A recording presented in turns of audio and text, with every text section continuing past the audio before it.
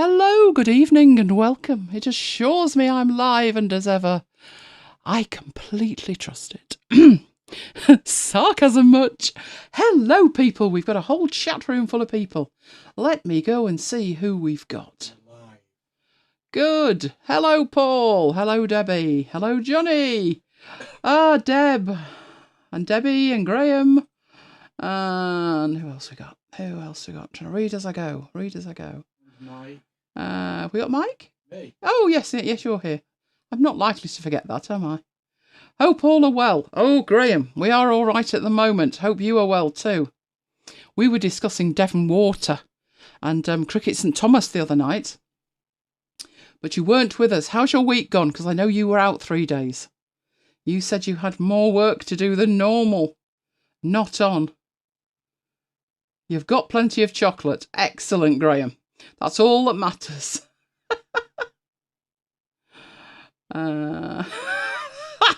Sugar weakens the immune system, so Graham's finished. I completely understand that. Hello, Marcus. Hello, Deborah.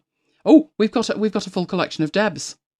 We have Deb, we have Debbie, and we have Deborah. Awesome. And we got Kim and Paul. Hello, everybody. Excellent. Marvellous. Well, we've been going live all week, haven't we? So we had to do a quick change as we finished the last show at about 8:05. And when I say quick change, what I mean by that is we quickly switched out of radio mode and we switched into TV mode. But I'm going to be switching back to radio mode shortly because that's one of the demos you wanted to see behind the scenes. And I have been true to my word. So while I think I need to do something there. But I've been true to my word that I'll show it you. And I said one of the only ways I can think to do it is by doing a webcam and panning the webcam around all of the monitors that I'm using. So that's the plan. And then I'll take you through each and every block and show you what stuff does. Can't say fairer than that, can I? So let's get up the agenda of what we're actually going to do tonight. And to do that, I need to switch to my iMac. So you will see a blue screen, hopefully not of death. And then I'll find Keynote, which is in the midst of the other 3,000 applications that I am running. Yes, excellent, marvellous. Now, obviously, it's been a crazy busy week. So all I can say in that regard is if there's any of these slides that look somewhat on the dodgy side, you'll know why. 4 days in. Graham, that should be illegal. That should be illegal. Do we have anybody with us who's supposed to be retired from the NHS, but Boris wants you back? From what I heard of the nurses on the TV today, that's not happening, Boris.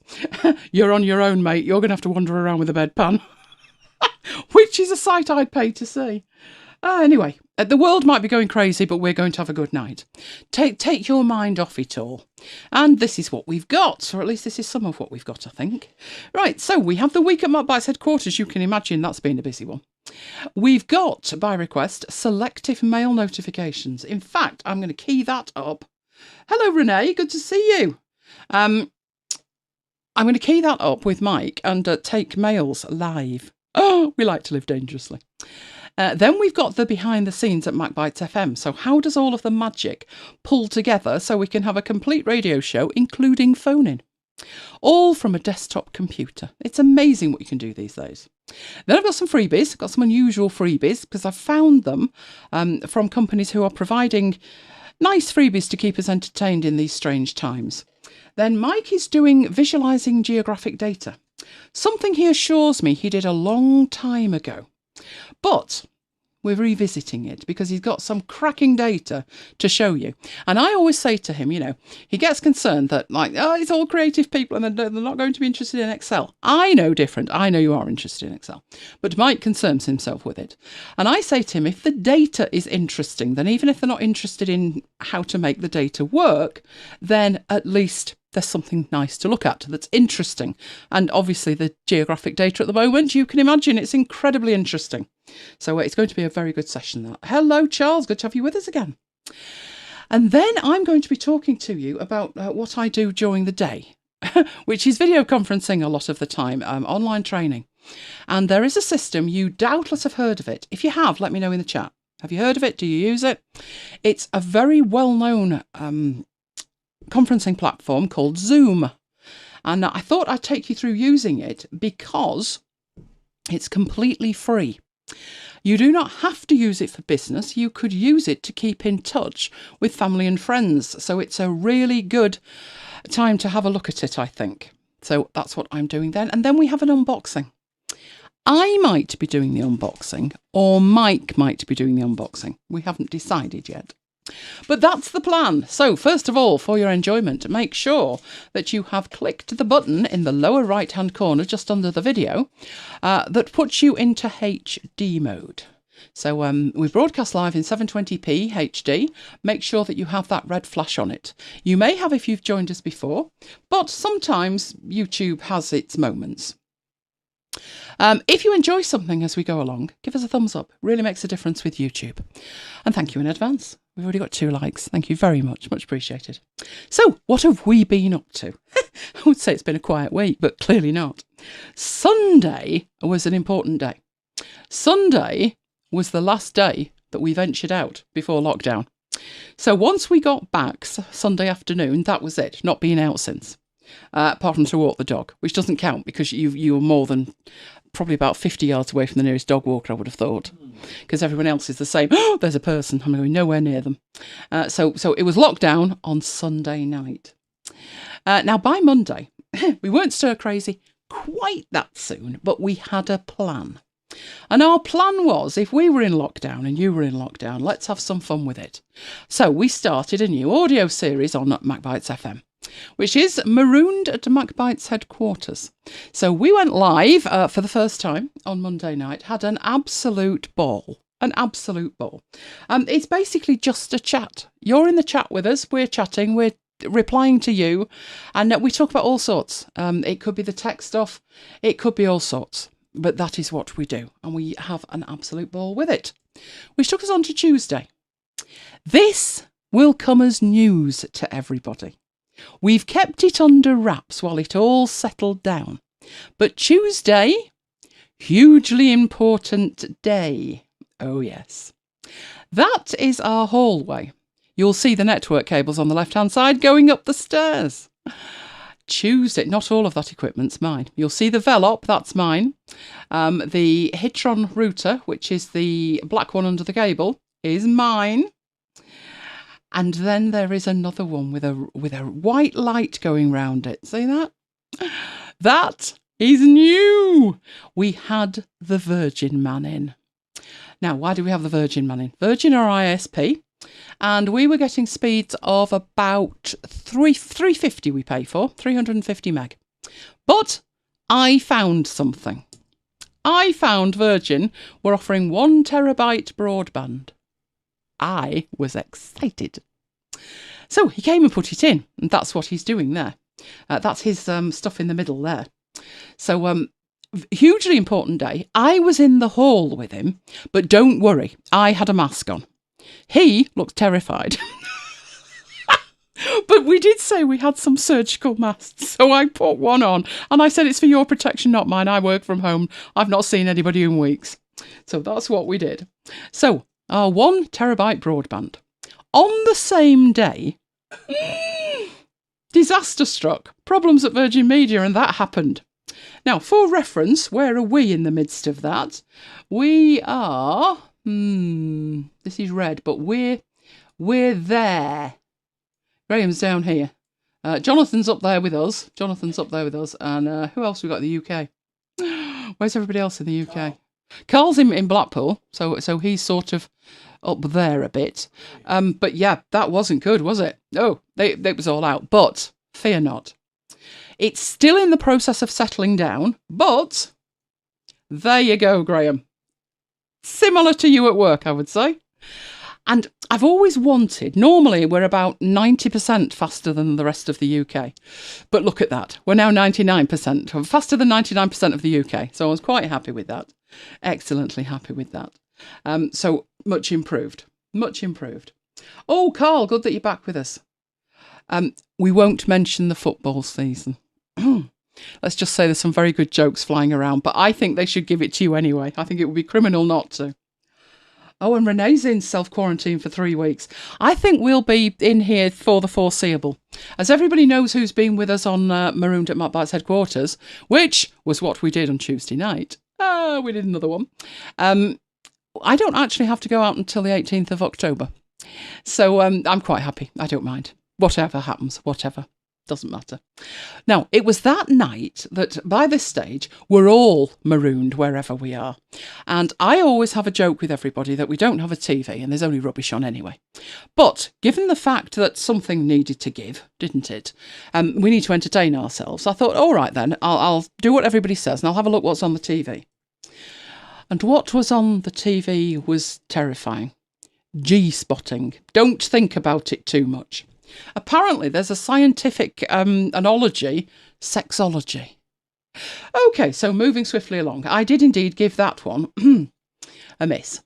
But I did have a whole range of other films I downloaded to watch. And for some reason, I didn't actually fancy any of them. But not to worry, because in the midst of all this, after that night's show, we faced Pete's challenge, and Jonathan and I, and Tracy, I think Tracy altered mine. We took on a challenge from Pete, who can't be with us tonight because he's working. He's on the NHS front line. And if that's not bad enough, if the army are called up, he would also have to go there as well. So I think a big shout out to Pete. Thank you for being on the front line for us, Pete. We appreciate it. And what he needed to do was redesign the form on the left to something more followable for people who are not specialists in the therapy that needs applying. So I took the challenge on, and my redesign is on the right. Now, out of that came the idea, so Jonathan liked the idea, Pete liked the idea, came the idea of let's do a challenge. A design challenge. So that's coming later, so hold that thought. We went into Wednesday and we had another Marooned at MacBites headquarters. But we had, in fact, we had a lot of fun. In fact, I should have said on Tuesday, we had Jonathan join us, and on Monday, we had Tracy join us. By Wednesday, it was Paul's turn to join us. And we had lots to talk about. Lots to talk about. Because Apple had announced new toys. That was me checking the price. I thought, well, let's go for the 12.9, but I didn't take it up as far as it would go. It's a 12.9, it's the Space Grey, but it's only 256. It does go up to a terabyte. It's not cellular, it's Wi-Fi only. And that price includes a discount. And it's still obscene. And it also doesn't include, of course, the very sexy keyboard thing with the trackpad. So, as long as you've got 14 kidneys, you'll be fine. Did I order? No, I did not. I hung off. I had a chat on Slack. Jonathan and a few others came in and chatted, and we felt it felt wrong. It felt icky, and but we'd far rather have the cash at the moment because £1,050 might need that to buy a toilet roll. So that's what we decided. We'd leave it be. In the meanwhile, I did post this on Facebook, and it was quite funny. Amazon are blocking non-essential items from the warehouse. Didn't make clear what non-essential items were, but on Facebook, I decided that a non-essential item is different for everybody. And I do pray that Amazon have declared Toblerone to be an essential item, because there will be no living with Mike if there's no Toblerone. Isn't that right, Mike? I'm getting the stink eye off him now as well, not just the dog today. If you're wondering why I'm getting the stink eye off the dog, she decided to go out and play and demanded I go with her 2 minutes before a show on Tuesday or Wednesday. And because I dragged her back in with her green dragon, not speaking to me at all. I even had a treat in my hand and she ignored me. But she'll come round. I also found these photos that I thought were fascinating. This is central Manchester.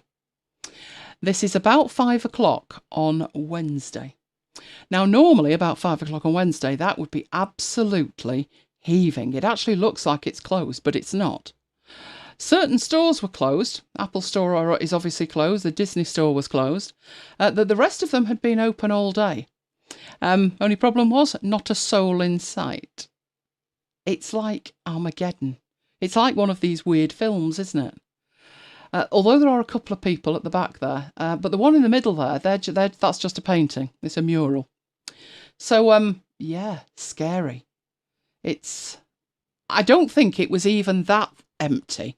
There was was it a terrorist attack? It was only small, wasn't it? Did somebody go crazy with a knife or something? But, people just walked past and ignored him. But that is like, wow, amazing. Jonathan lives in Manchester, so he knows how that normally looks. And it does not look like that, does it, Jonathan? So that took us on to Thursday. Now, Thursday was a big day.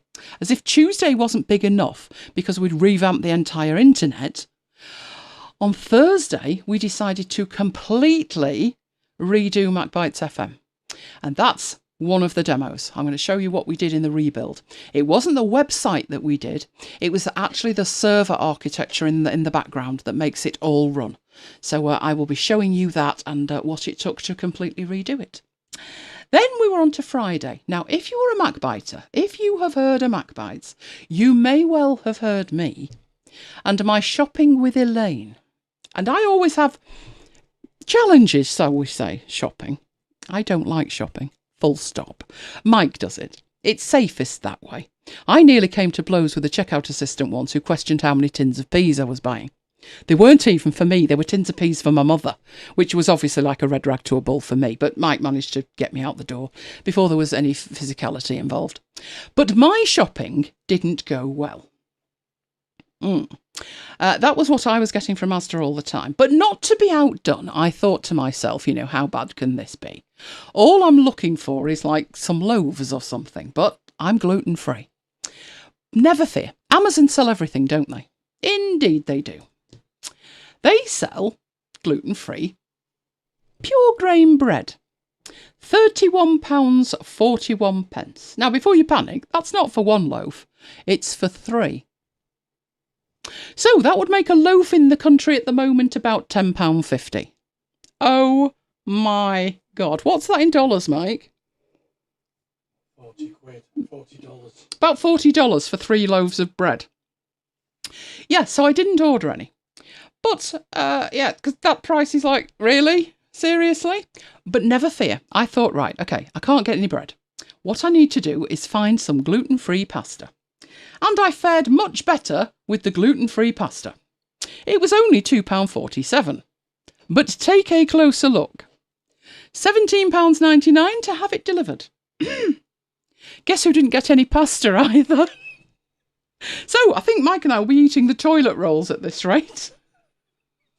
It's obscene, isn't it? It's absolutely obscene. I think they've put that on the delivery because I don't think they pay Amazon a percentage of the delivery charge. So that's why it's so cheap to look at, but the delivery is so expensive. Yeah, so that's what's happening in the UK at the moment. However, I don't think I'm going to need to pay for a Weight Watchers subscription anytime soon, do you? Be eating thin air, living on thin air. In better news, Notion was updated. I got excited. We discussed this on Slack. I got very excited. I thought, oh, it's the timeline update. Guess what? Wasn't the timeline update. It was, I would say, when they say we've sorted out some back-end things. Yeah, it was sort of that. Building features to make collaborating at a distance easier and better. And I'm like, yeah, Mike sat next to me. Don't really care. There wasn't really anything in it that I thought was amazing. What they do seem to be doing is adding the support for embeds on a case-by-case basis. So Miro is now embeddable. But I'm still thinking, can you just add the timeline feature and improve the calendar? And if you wanted to bring out the API, that would be good as well. You're quite right, Kim. It did say new for the pasta. Some of the toilet rolls say second-hand, and I'm not going there. I definitely will. That's coming up. Don't worry about that one. In fact, you're fractionally ahead. Watch this, Renee. There you go. Affinity have been fantastic. They have got 2 special offers on. So the first one, as it says there, is a 90-day trial version of each and every one of their applications. Their rationale, because that's a blog post, and below it, it's like probably about 5 pages explaining it. But the short version is, if you are marooned away from maybe your work machine, or your college, your school or college, and you don't have access to the software that you would have had there, then they're giving you a 3 months trial. They also said, so it's 90 days that, and it's completely free.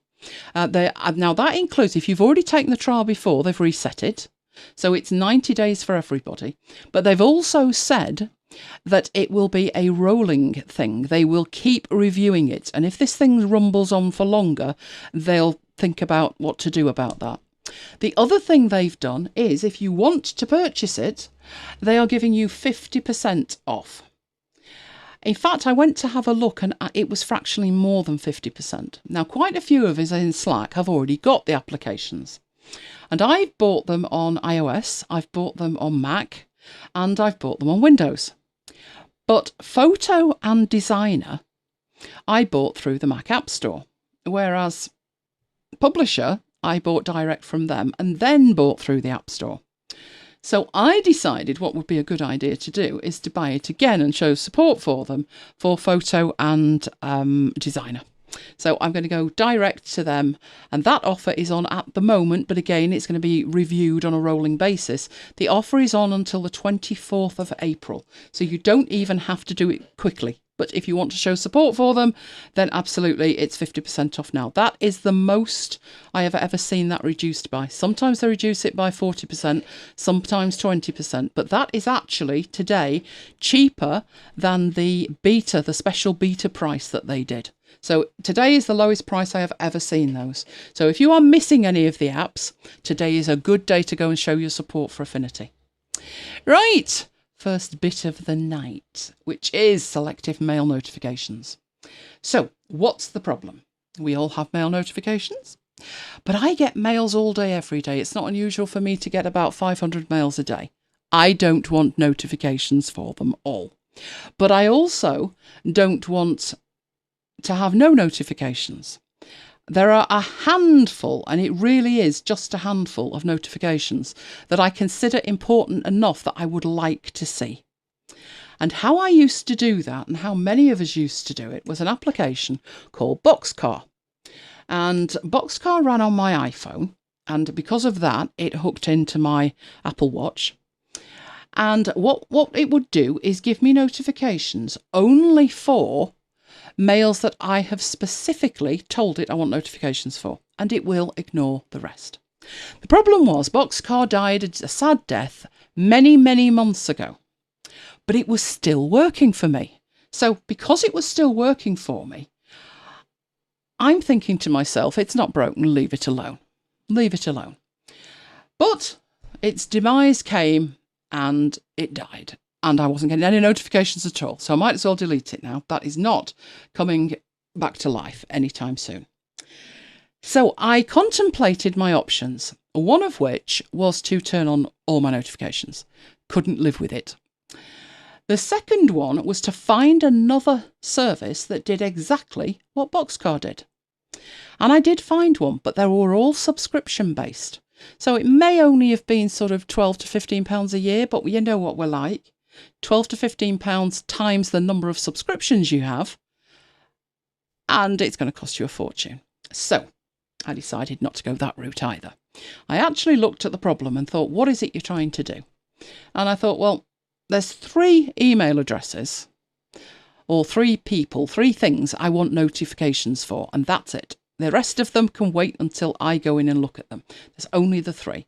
And I thought, it's a shame that I can't do something with just the 3, which was when the answer came to me. So they're paid for solutions. I paid for Boxcar. It wasn't a subscription, but I paid for it. What I was after this time was a free solution. And it's really simple once I'd thought it through. You only need to do 3 things, or you need to have 3 things. You need your primary email address. Well, obviously you've got that, because that's the email address that you got all these notifications for, or none. So your option is all notifications or none. Now, I do appreciate Google have stuff like let Google decide which are the important mails. Yeah, that's not happening anytime soon. You're quite right, Renee. It's cheaper than a loaf of bread. It is actually. That's going to be the new standard, isn't it? What's the price of a loaf of gluten-free bread? I won't be eating it anytime soon either. Right, so you've got your primary email account. But I don't want to trust Google to decide which emails are important. I want to do that. So I'm going to need a secondary email account. Now, the secondary email account, it can be a Gmail account, so it can be completely free, but you don't use it for anything else. That's the trick with it. You create a secondary email account and you don't use that email address for anything else. So that was fairly simple. I already had one. Then what you're going to need is to create a rule that forwards mail from one account to the other. And what that looks like is that. So mails that arrive in my primary email account, there is a forwarding rule created to send them on to the secondary email account. You're wondering why you would do that. Well, the thing is, it's an email forwarding rule.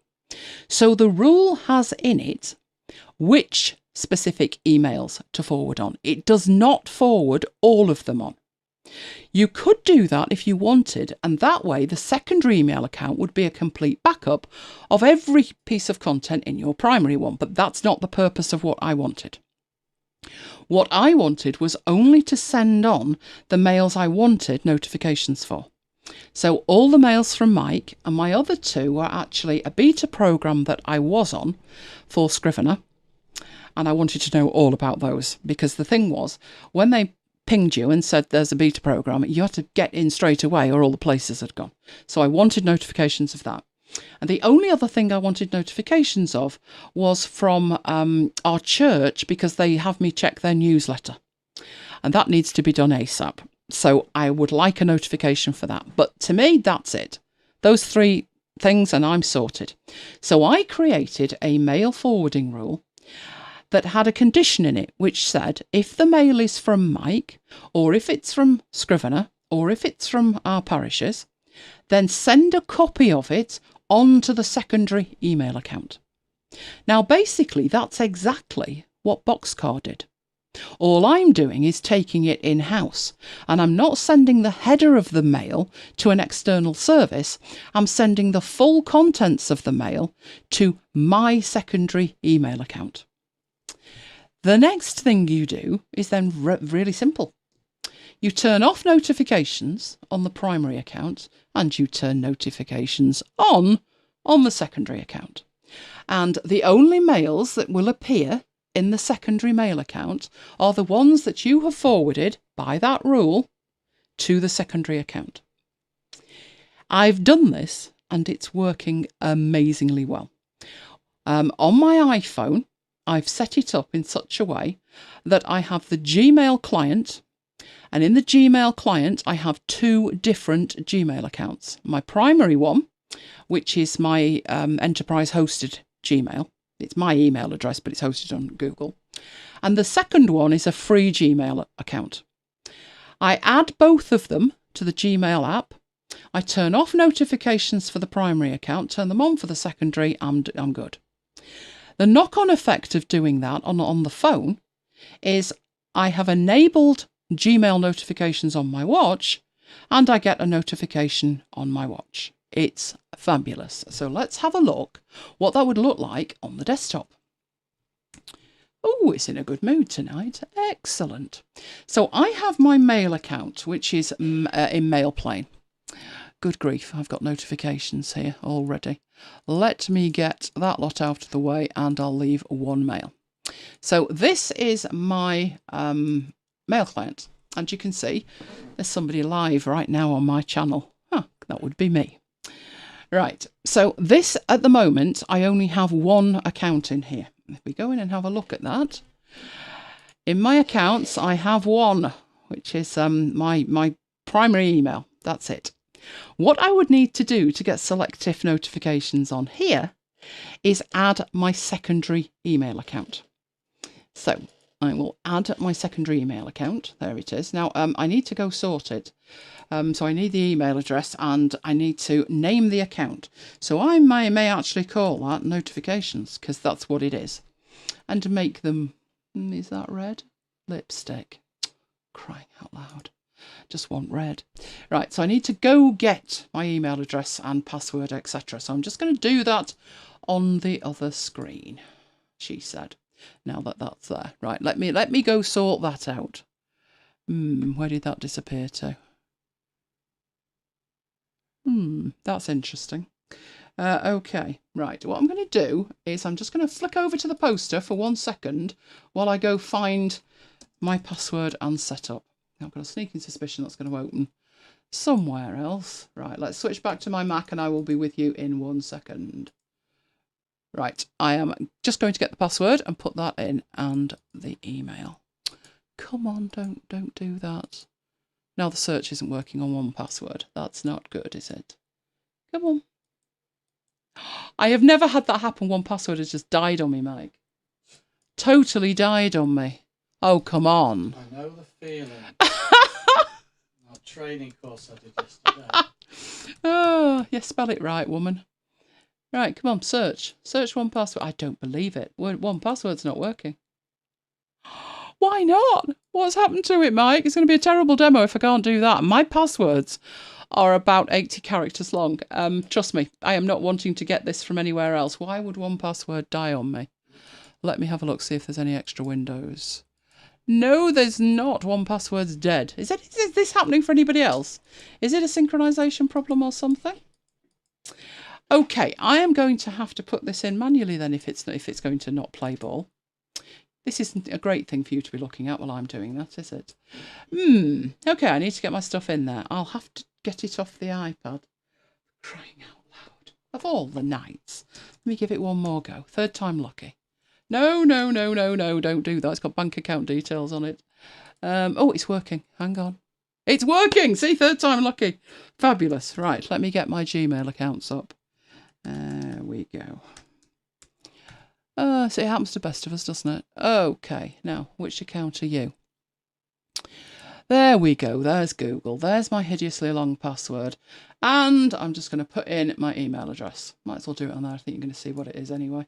Don't send me any mails to this account, will you? Because otherwise my entire system's going to break. Right, there we go. Mail.com. Okay, so I will add that at some point. It is going to want my password. There we go. Let's put that in and there's my password. So let's just make sure that goes in with no bother on there. Should be fine. There we go. It's now got phone numbers and all kinds of stuff. Let's just confirm that. And we should be good to go. Awesome. Right. There we go. So I'm looking at a totally different account. So this is from Mike. These are the things he sent me today, which I've dealt with. There's that telling me I've logged in. So I'm just going to archive that lot so I've got no mail. And permission. Yes, do all of that. Oh, not again. Come on, we've already done this once. Right, we're sorted. So you can see there's no new mail in here at the moment. But at the top it says notifications. And there's my calendar for that account as well. So I could have called that the actual name of the mail. Whatever, but I've called it notifications so I know exactly what it is. Right, now at the moment we're not getting any notifications at all. So what we need to do is come and have a look at this. So I've got my 2 accounts, my notifications account and my primary email account. In my primary email account, under notifications, they're enabled. But I'm going to disable them because they're driving me mad. Then I'm going to go to my notifications account and this time they are enabled. Which is exactly what I want. Right. So I'm going to just archive that one. So what we actually want to happen is Mike to send me some mails. And at the moment you can see my notifications are turned off. That's because that happens automatically when I start broadcasting. But I'm turning them back on so Mike can send me a mail. So go and send me a mail, Mike. And what we're hoping for is, irrespective of whether this application is at the front or not, good, that I should get a notification of it up here in the top right-hand corner. That's what we're after.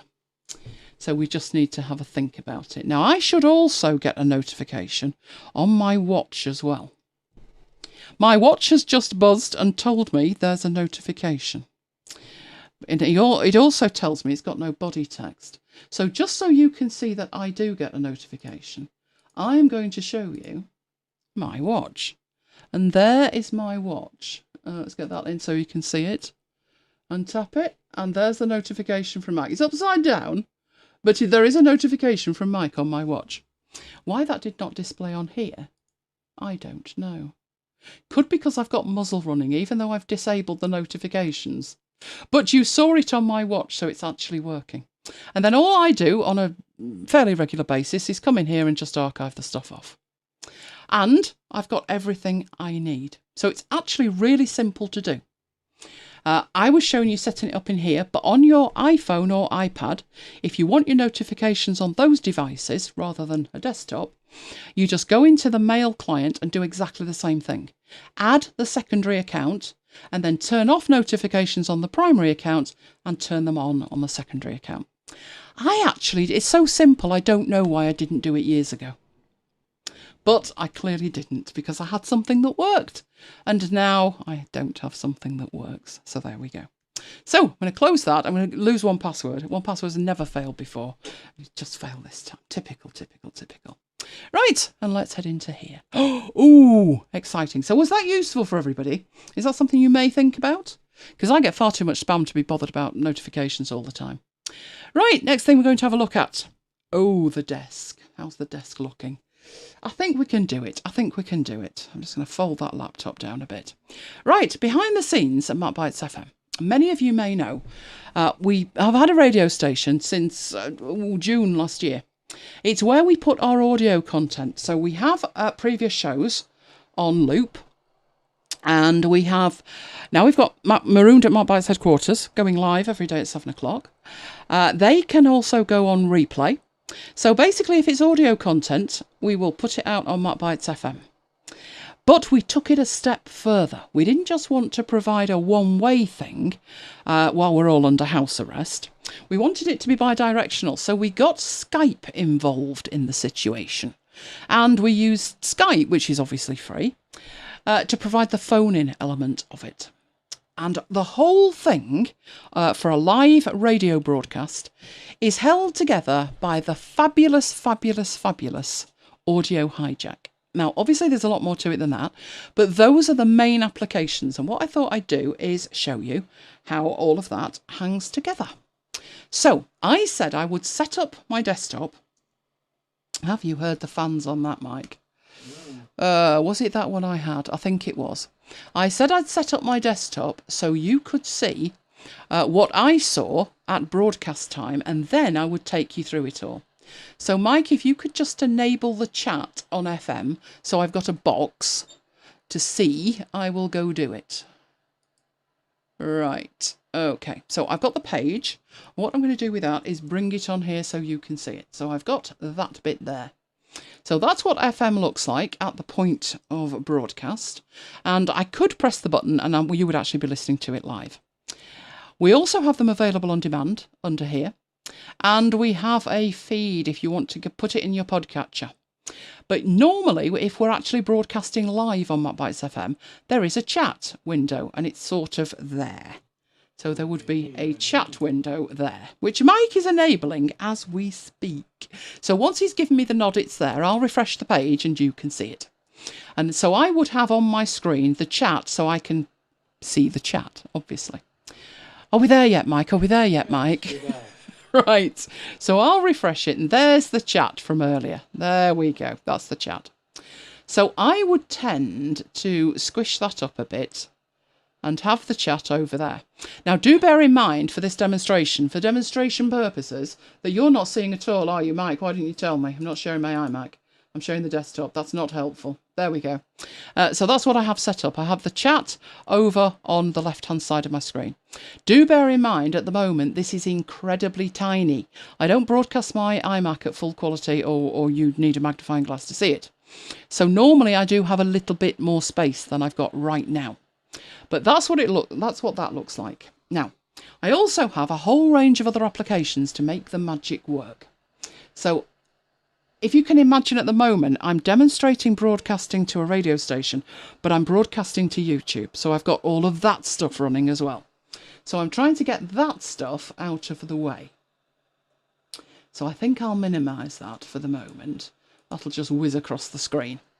Now, I need one more piece of kit, which is an app called Farrago. And you can see that at this resolution, it won't go any smaller. Normally I'd have them side by side, but there you go. So that's what I've got on the desktop. Now what I need to do, I'm not going to be able to do that. I'm going to need this so you can see the rest of it. What I'm going to do is I'm going to switch back to that webcam. And I'm going to move the webcam. So I definitely need to be able to see that. So let me move it a little bit. What I'm going to do is I'm going to take you round my desk with the webcam. So we're going to start over here on the left-hand screen. There we go. So on my left-hand screen, I have that. And that is 2 instances of Audio Hijack, which are the dark bits. There's Skype, which is in the upper right-hand corner. And there is a tiny window, which is there. This tiny window here that I'm moving. That bit. That's a secondary backup recorder that automatically kicks in. Doesn't it, Jonathan? Just as well it did. We nearly missed Jonathan's entrance. Okay, so all of that lives on one screen, and I am actually looking at that as I record. I'll also show you that in the way, while I'm recording, there's the 2 microphones. There we go. So I'm actually literally talking into that camera. There. Now, as we pan round the desk, we move across from that monitor. We come to the main middle monitor, which is there. Now, that has 2 things on it. It's got the chat that you've seen, and it's got the app called Farrago. Now we're moving across to the other screen. That one there, with my mug. It's too peoply outside. That monitor has a player on it to play content locally. And underneath that, it's got a 3rd instance of Audio Hijack. The bit on the right-hand side that's got little squares on it, that's nothing to do with the radio broadcast. That is to do with me broadcasting to YouTube right now. So I said what I'd show you was my view. So I'm going to move back a little bit and try and get the whole thing so you can see my view.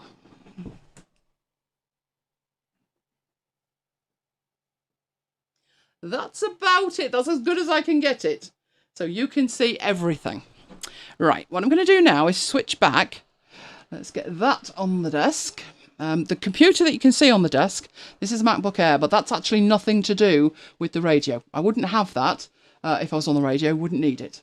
So let's get back to my iMac and share that. In fact, can we switch from monitor to monitor? Not the best idea I've ever had because it would be at a different size. So I'm going to keep it on the iMac. And I'm going to take these apps away one by one and show you what we've got. So, the very first thing I need is this. And what that is Audio Hijack. Oh, Jonathan's liking this. Right, so Audio Hijack. What is Audio Hijack doing? Audio Hijack is an application that allows you to route audio. Now, do you say route in the States, or is it route audio? Because I know it's a router, not a router, but we say router. So I'm routing my audio.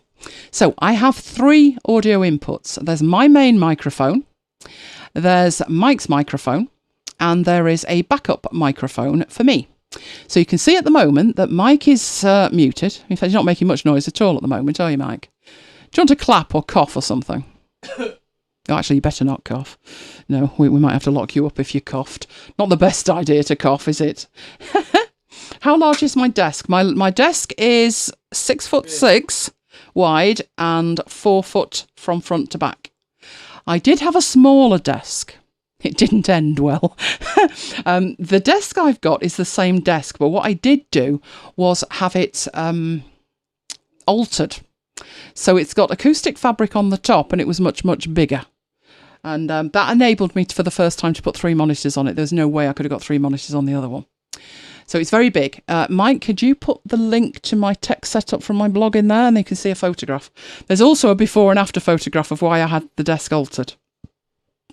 So first off, you need your microphones. Each one of those microphones goes into another block. So each of these here are individual blocks and you can move them in a little grid. Now you can see there's a lot of blocks. Each one is doing something magical. And there's enough blocks here that I can actually explain to you what they're doing.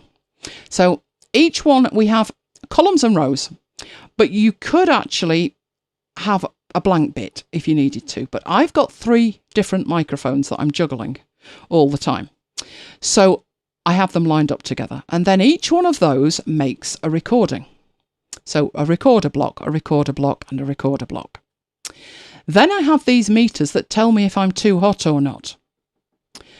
I put them after the recorder block because if there's an issue with it, then I'm going to need to make some changes. But I can generally see they're usually okay, because what these are recording is what we call raw.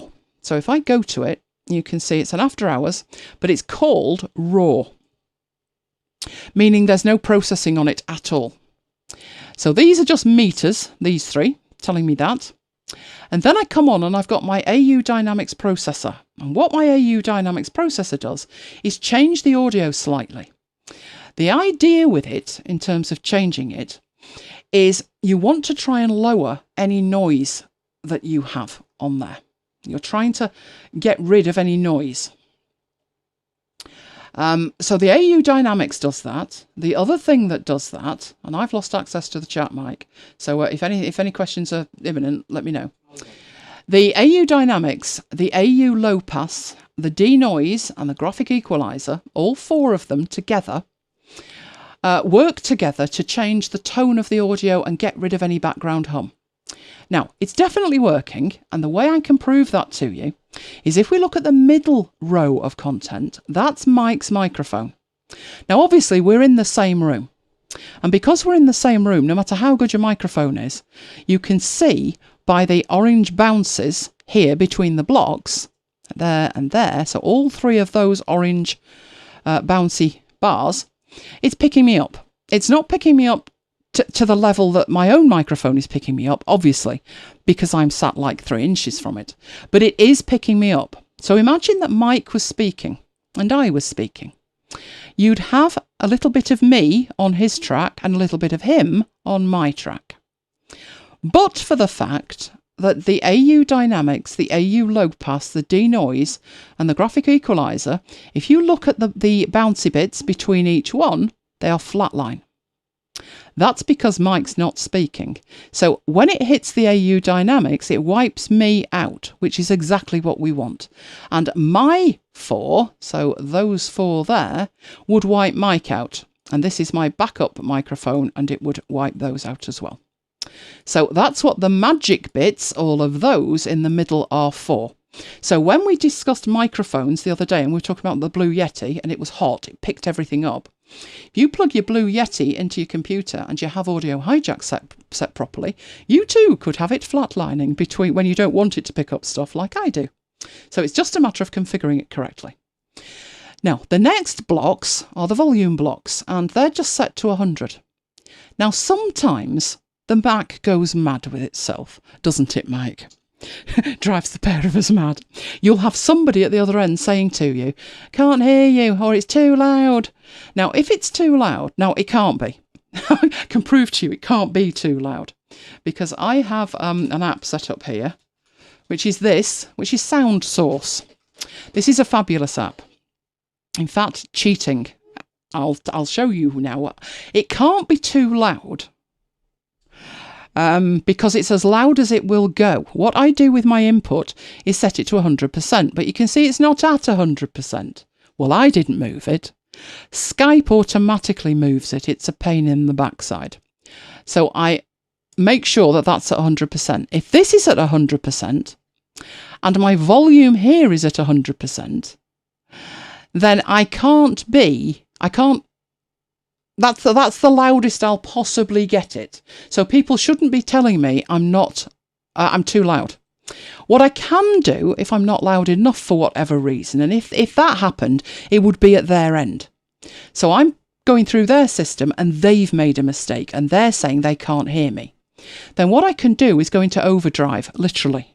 That says overdrive. And I can push the volume up to 200%, 300% or 400%. I am not going to do that now, or I will deafen you. But the trick with it is make sure at your end that the input is set to 100% and your volume is set to 100%. And then if they're saying they can't hear you, you know exactly what to do here. You would have to push it over 100%. If you've got this set to 50 in your sound panel and this set to 75, you've got maths to do. Whereas if you just bump the lot up to 100, then at this end, if it's too loud, just take it down. But take it down in one place. Don't start fiddling in 3 places. Take it down in one place. So I have that monitoring myself as well. The next one is a meter, which is doing exactly the same job as the first meter and is just showing me what level I'm at. It will be fractionally lower than the meter on the left because I've got all the magic processing going on in the middle and I may have changed the volume. Then I have... Someone wants to know okay. how many gigs we generate for each after hours. That is a brilliant question. All those recordings. That's a brilliant question. Lots. An average show with audio, video and full quality webcam recording, probably over 100 gig. The audio takes up the majority of that. It's about 65 gig, but fear not. You can delete half of this when you've finished. For a start, the raw recordings, as long as your processed recordings, which is what these blocks are doing, these are making a recording with all of this applied to it, whereas these recordings are happening raw. You can delete them. This one at the bottom is my backup. So as long as the first one, as long as row 1 is working, I can delete row 3. So I do go through and triage it and get rid of what I don't need. We had exactly the same situation, so very, very good question that, with the marooned ones, because that's making even more, as you will see. These are just my microphone and Mike's microphone. That's all they're doing. Now, once we get past the magic under the monitor, and we've made the secondary recording, so this is making 6 recordings, this audio hijack configuration, we get to the output, which is these bits here. So I have a loop back pipe. Now, a loop back pipe is a virtual audio device. So I don't send the microphone to the next part, I send it to this virtual device. And that is made by an application from Rogue Amoeba called Loopback, unsurprisingly. So I create a pipe and you'll see at the top it says output device. It's where the audio is going to. But the audio is also going to my headphones. But that block is turned off. I could turn it on and I'd hear myself, or turn it off. Many, many, many podcasters do listen to themselves as they're talking. I cannot do it. It drives me mad. It's not that I have a problem listening to my own voice. I edit all of my own audio. I did have a problem when we first started MacBites, but I got past it fast because it was either me or it didn't get it edited. But I don't listen to it. It's just off-putting as I'm doing it. Now, the reason that many people do listen to themselves is they say, and have told me for years, it's so I know the audio levels are right. And I'm like, oh, that's lovely. I know my audio levels are right because I just turn my monitor on and I rip it off there and I leave it where I can see it. And as long as that is going no higher than -3, in other words, into the red, I know I'm fine. If it's a little low, so you're aiming for -6. And for reference, if you are unaware of this, -6 is at that point there. So you're aiming for that to be about right, just above or just below -6. And you can see it is about there. I have it fractionally lower just in case. But -6 is where you're aiming for. Charles wants to know what sample rate you're working with. Oh, good grief. 16 or 24? I think it's 24. I think it's 24 from memory. I think so. So I just leave that there. Now, there is another application, if you don't have Audio Hijack, which will tell you what your levels are. It's an application called Pro Level. And it does what it says on the tin. it monitors your levels. So at the moment, it's using the built-in microphone. It's monitoring that. I could use it to monitor a different device. So there's a different monitor. I can use the loopback pipe, and it will tell me what level is going into the loopback pipe. And again, as long as that is not touching, you can see there's your -6. There's your -3. You do not want it to be any higher than that. But if it starts getting down into the -24s, then it's far too low. So that's another option for you if you don't have Audio Hijack. Yeah, my ability to see the chat has vanished because the laptop's taken one on itself. So I'll have to sort that out as well. Graham says -6 is what they go for at work. -6, everybody seems to love -6. So we all try and aim for -6. And that way you've got some kind of fidelity. How I used to do it before I got scientific with it was I'd play some audio from something like the TV app or the iPlayer, and I'd see what level that is at and sounded okay, and then I put mine next to it and did a comparison. But now I do it all by the numbers, so I don't actually listen. I don't listen at all. I trust the monitors. Other people might listen. I trust the monitors. So it's going to the loopback pipe. So at that point, I'm not hearing it because the headphones aren't turned on. Now, what happens at showtime, so we'll do this bit here because we're looking at it, is, you know, when I hand over to Mike, this is what I do. Are you ready to say hello, Mike? I turn myself off.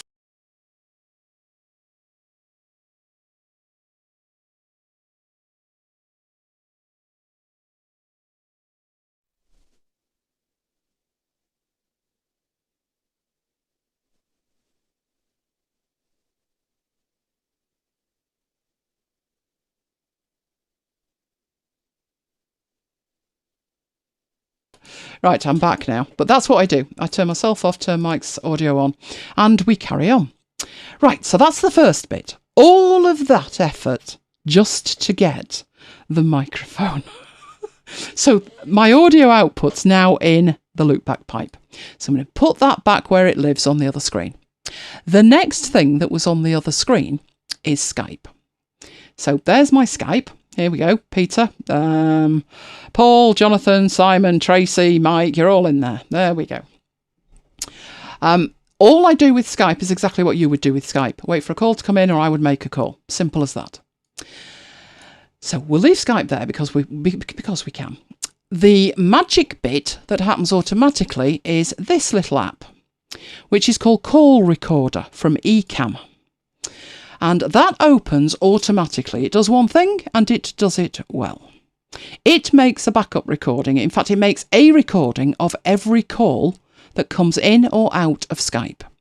It's a fantastic tool because Skype doesn't automatically record calls, and you don't have to remember to do it. So if somebody rang me, it would automatically kick in. So what that looks like is, if I go into there by clicking the magnifying glass, I can show you that it recorded 3 calls this week. This was Tracy on Monday. So I'm in one channel, Tracy's in the other. So I isolated. I'm in one, she's in the other. So I can adjust the levels independently. Then Jonathan was with us on Tuesday. So I'm at the top, that's Jonathan. And Paul was with us on Wednesday. So I'm in the top and Paul's in the bottom. And when you come to export these from here, so let's say I'm exporting, we'll do Tracy because it's the smallest one. I can play it in here, but I can export it as well. Thing to remember, I'm exporting it at very good quality, WAV, but if I put a tick in the export split tracks, I won't get a merged file. I'll get 2 files that I can then manipulate separately. So that's amazing. That's just the thing you need. Now, I can do all of that in Audio Hijack. I treat this as a backup. I don't want to have to come in here and fiddle around. I'll explain why when you see the next bit. But that, for me, Ecamm is literally just, so Call Recorder from Ecamm is literally just the emergency backup that you hope you will never need. But it sits there and it does its job. Now, the reason that I don't worry about that is that I have another Audio Hijack configuration, which looks like that. So what this one is doing is taking all of the audio in Skype, it's passing it to a volume block. So if it's not loud enough, which I would be able to tell by this meter, Then I will adjust the volume by going into override, etc., overdrive. Then it makes a recording. What it's doing with that recording is recording the whole lot into a single file. Now, you already know because you've seen it in here. We go back into there and we look at Paul's file, which was quite long. Hang on, let's look at the small one. They're already in separate channels when they're recorded. So it is possible to unbake the cake because the cake is not baked at this point. So in here, that is just making a single recording. But what happens next is pure genius. I add a channel block, and what I do with it is duplicate the left channel. So when I click on it, I have options. I can have it as mono or stereo. I can kill the left channel, kill the right channel. But what I want to do is get a stereo file where it's got the left channel in both tracks. Then that gets passed to volume in case I need to up it, which I check with another meter. And then it records it. But this recording block up here is not recording what this recording block is. This one has got 2 channels in it, so me and the caller. This one up here, who's going to make a guess what that's got in it? What do you think is in that? We know it's duplicating the left channel, but what's in the left channel? Can you make a guess? The last thing that's in it is the loopback pipe as an output device. Now it's turned off. Secondary question. Why is that turned off? Now what I'm going to try and do while you're thinking about that is, it's unceremoniously kicked me out yet again. Now, one of 2 things have happened. It's either that Google's taken one on itself and kicked me out, which it's not, or the Wi-Fi has gone mental and kicked me out. So let me just do a refresh and see if that does any good. So I'm on my secondary Mac, the laptop you saw in front of me, and what I'm trying to do is get into control my own live stream, hoping that I can see the chat on the right-hand side, and it looks like I can. Awesome. Good night, Marcus. Make sure you stay safe too. Right, that explains the data amount. Oh yes, there's lots of it. Probably the caller. Now, why are you reckoning on that, Paul? Why do you think the caller? Because when I did it, I had it the wrong way round, and I don't know how I got it the wrong way round. Why do you think that's the caller? Because obviously at the bottom, I've done exactly the same thing. So up here, that is one person in that recording there. You should have a clue if you're looking at it, because the loopback pipe is muted, whereas in the bottom, the loopback pipe is not muted. Now, there's a really easy way to remember whether it's the person calling you or whether it's you. I made this up myself because I need to know as well. Right, left for local, right for remote. L local, R remote. So actually, it's the bottom one that's the caller. So I have one person in that recording and one person in that recording. Right. No, that's you. No, I know. The top is me and the bottom is my caller. So I do exactly the same, but on the right channel. I add the volume, I add the peak, I add the recorder, and I've got my output device. You wouldn't hear the caller if it didn't go to the headphones. I do. Yeah, no, that's right. Remote at the bottom. Yeah, remote. I have to have the headphones on to hear the caller. So the bottom is remote. That's the remote person. I don't need to have me on up here. Mike's mentioned that a couple of times, and I said, no, you don't need to do that because you don't need to hear me twice. And he said, well, where would I hear you from the first time? That's because I'm sat next to you. Okay, so that's what I do with that one. So let's get rid of that one. So this bit at the bottom here is what I'm interested in for my caller. I take my caller's channel and I duplicate it. I adjust the volume if needed. I monitor it with the monitor. I record it into the recorder block. and I send it to the loopback pipe. I also send it to the headphones so I can hear it. So that's what's going on at the bottom. Let's get rid of that. So that's my Skype recorder. That's what I use to record Skype rather than the Ecamm recorder, which is here. But this acts as my backup. So what happened the other night was I hadn't pushed the button and we missed Johnny's entrance. But Ecamm did not miss Johnny's entrance, hence I was able to backfill it in there.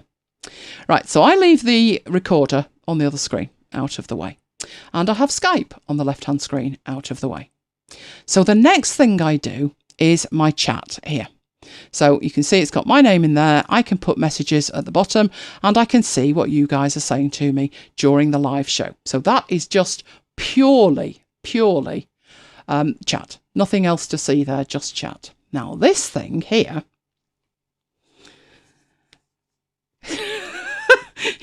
you wish I didn't have a delay before I see the chat. No, I'm talking in the future, Paul. That's the thing. Right, this thing here is Farrago. This is also from Rogue Amoeba.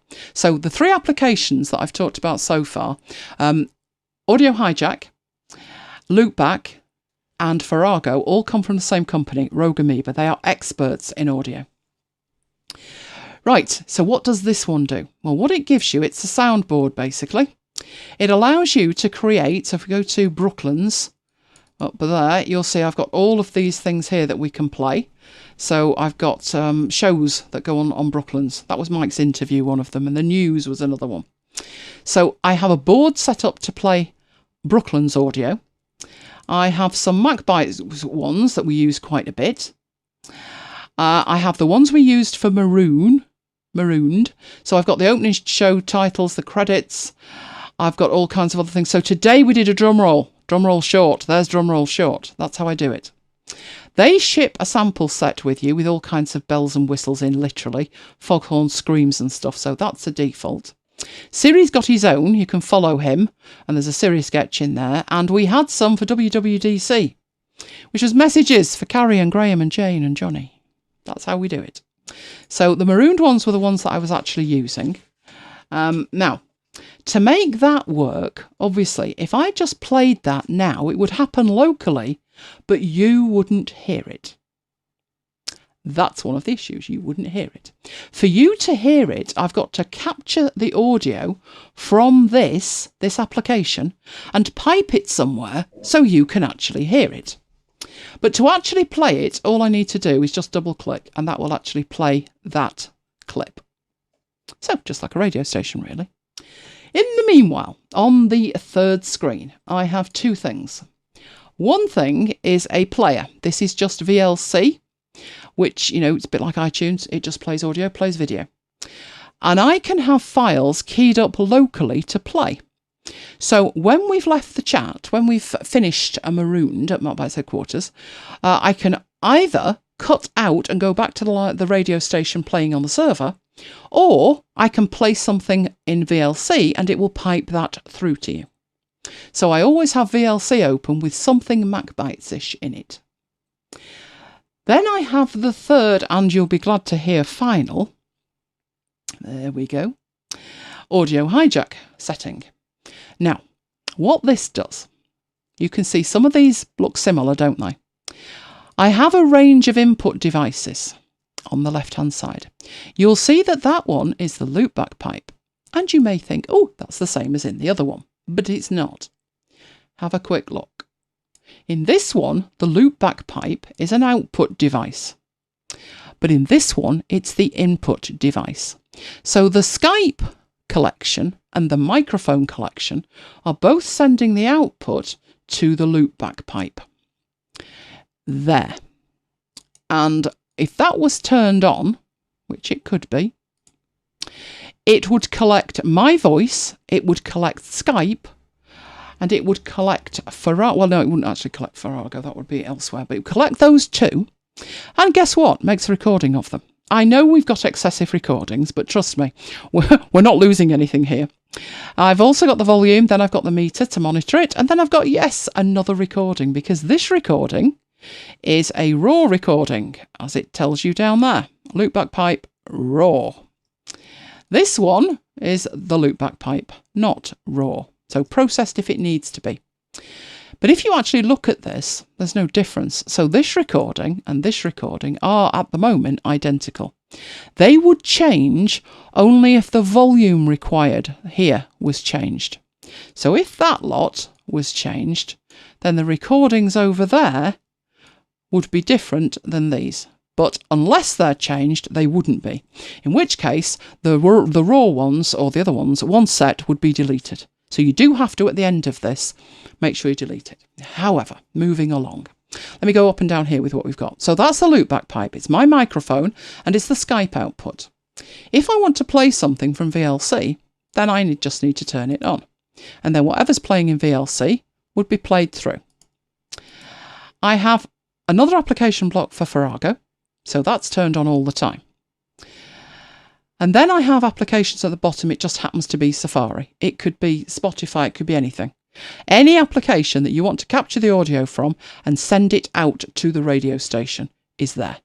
So if I wanted to change that to Spotify, I could just go in, change the source and turn the block on. And now I can stream Spotify stuff, which I don't recommend you do without a radio license or you'd be in clink. But we have a radio license. Right, so that's the first column. All of these just do what we've seen before. We have recorders, we have volume, we have a meter, and we have more recorders. Then we come on to the most important bit, which is this bit here. That recording is the recording that I edited this week. That's the composite recording. If you actually look at it, it says composite. What that is everything. It's my microphone, it's the Skype caller, it's Farrago, it's VLC, it's Spotify, it's everything. That is what is going to get broadcast. And that's what these four things in here are for. It used to be 3. It was 4 the other day. Right. You don't need all of these. 2 of them will do nicely. But when we started doing it, we used a certain service, which we then moved from. When we moved service, we ended up with these 2 blocks, and we needed both of those. But when we moved on Tuesday, we don't need them anymore. So I will delete those shortly. The MacBites loopback pipe is the audio, well, it's a MacBites live pipe. The reason that's there is if I'm broadcasting via Connect or something else, I need the collected audio to use as an input. So I send it out to there. But obviously you can see it's turned off. At the bottom you can see Azuracast. That's the service that we're using to broadcast MacBites FM on. So it takes everything that's recorded, passes it over to the server, and it broadcasts it when I hit that button there. Now, if I did that right now, we'd cut in to whatever program is playing on MacBites FM, and you'd hear After Hours. Should we do that, Mike? Now, if you want to try listening and then see what happens, get another device and load up the MacBites FM page, listen to whatever's being broadcast right now, which is probably, because I left it on a playlist, and the playlist I left it on was Marooned at MacBites Headquarters. So I give you a couple of seconds to sort that out. Just get to the page, macbites.fm, scroll down and tap the play button. And wait for it to load up. So I will vamp for about 30 seconds while you do that. Now, I'm not going to press record on the Skype thing. I was wondering why that was off. That should be on the other page. Let me just get the Skypey thing over there. Because there's nothing going on Skype anyway, is there? So I don't need to press record on the Skype thing. But you will see what happens when I do press record on here. It will start to take the input from the microphone via the loopback pipe. So this will start bouncing. And it will start making a recording. And it will broadcast it. Oh, Johnny's on live. It's you. Right, so I'm going to break in. I'm going to break in now. Hello! This is a live demo. Oh, you were saying it was all perfect. Oh, couldn't have broken in at a better moment, Johnny. So what's happening right now is I'm going live on YouTube. and I am doing a demonstration of how MacBites FM works. So what we're looking at, that you won't see because it's radio and it doesn't work that way, does it? What you will see here is at the top we have the loopback pipe, and that is bouncing up and down quite happily, and that's taking my voice and anything else it can find. So we could do some Farrago stuff at this point and it would get broadcast. So let's leave that there and go and get some Farrago stuff. Let's have Siri saying something like, you can follow him. And what happened while Siri was playing was all the orange bars in the Farrago path lit up because that audio was being sent. So one of my favourites, let's have a look. Where's one of my favourites? The one that Vuvuzela. Me being a Vuvuzela. No, there must be something else. I know, because Johnny's here and he's awake. Let's celebrate. There we go. So that's how Farrago works. You go in, you find your set, which is your collection, like an instant rim shot, and it broadcasts it. It passes it from the application through the pipeline and out the other end, and it goes and it broadcasts. So the magic's happening in this broadcast block here. That single square that you see there is what broadcasts live to MacBites FM. Now, that is not what broadcasts for MacBites FM the majority of the time. The majority of the time it happens on the server. But when we're going live, this is how we do it. We just break into the show and we go live. Right, so I'm going to come out. So if you are listening on FM, we're about to go bye-bye. What will happen is you will be returned to the careful and loving arms of Jonathan as he explains what was perfect. I can't remember what was perfect. But whatever it was perfect. So we'll see you next time. Right, so now we're not broadcasting live. So it doesn't start running until you click the record button. Nope, that's totally right. I can play around in here and not cause any problems at all. Let me just get rid of that there. It's this broadcast block here that manages it all. If I'm in testing mode, Paul, and I don't want to actually broadcast it, but I want to be able to physically see that all the bouncing's happening at the right point, all I need to do is to go into there and turn that off. And the rest of it I can actually do. So I can press record. It will look like it's all happening, and it looks like it's going through here, but it won't actually broadcast because that broadcast block is turned off. Anything that's turned off, nothing is happening. Nothing at all. But when it's turned on, then yes, it's actually broadcasting. So yes, that's a record button. But in Audio Hijack, how many people use Audio Hijack? Let me know if you use Audio Hijack. Mike does, but Mike might not know this. If I go into it and I make a new session, so what these things are called is sessions. So I'm going to get rid of my broadcast session. So these are sessions, and you can choose like internet radio, you can choose application audio, you can increase the volume, whatever you need to do. You get a starting point, or you can start from scratch. Doesn't matter. Let's say we want to record some audio from an application like that. That's what it gives you by default. It says, choose an application, record it, and send the output from the application to the headphones. And down at the bottom, there's a record button. So as long as I choose an application in here, so let's choose VLC. As long as I choose an application and press the red button, I will get it recording. The reason it's not recording anything, so that's not moving, is because nothing's playing in VLC. But if we bring VLC on and we hit play, let's move that up so we can see it. It's play button down the bottom. I'm going to hit play. It will start playing that file locally. There's a MacBites happening. So let me get that out of the way. It's having a think about it. Right, it started to play. So get it out of the way for the 50th time. Get it out of the way, and you can see VLC is playing. It's being recorded, and it's going to the headphones.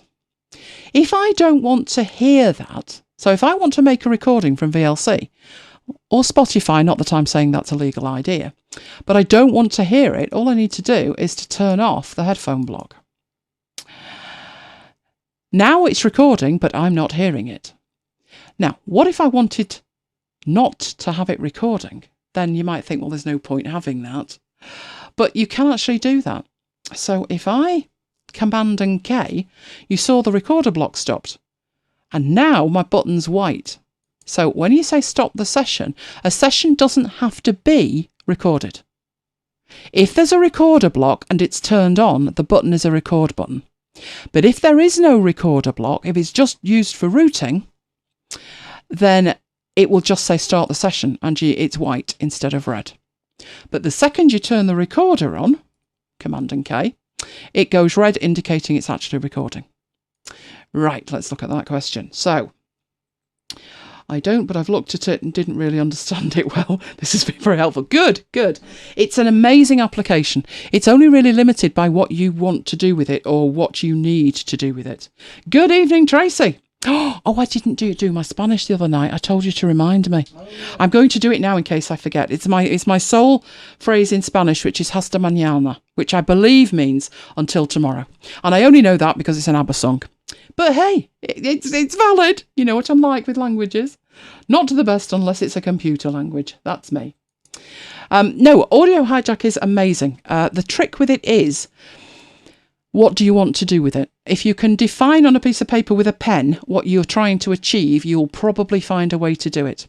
All that you saw me do tonight with those 3 sessions could all be done in one session. In fact, let me show you the very first one we looked at, which was the microphones. All right, and I said that's just my microphones. So from the microphones on the left all the way through to the headphones on the right, they're my microphones.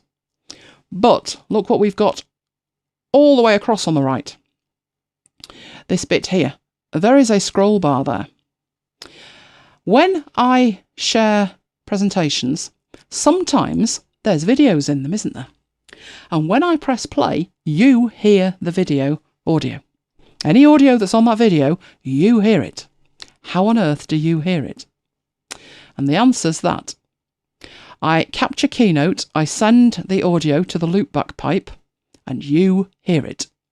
So if I did have anything beeping, squeaking, or making a noise in Keynote, you would hear it from my, see at the top, microphone simple. It was simple when it started. It's not quite so simple now. But I have that in there just in case. And that's how I do it. So anything you really want to do, routing audio, you would be able to do it. It's only limited by your imagination, trust me. So that's what we do when we go live. But the radio station's playing right now. And I'm not doing a thing with it. How does that work? And that's the bit that we changed this week.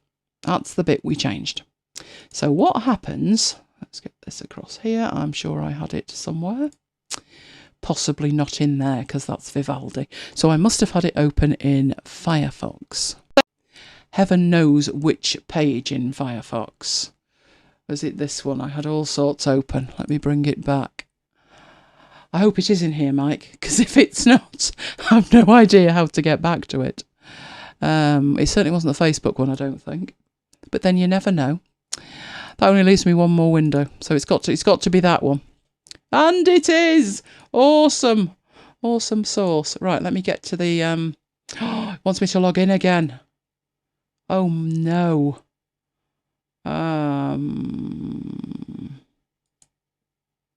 You're looking at my blue screen again, aren't you? Crying out loud. Do we know what the password is for it, Mike? If I've got to go back into one password, we'll be here all day. Why didn't I put that in one password? Is it the client area password, Mike, or is it something else?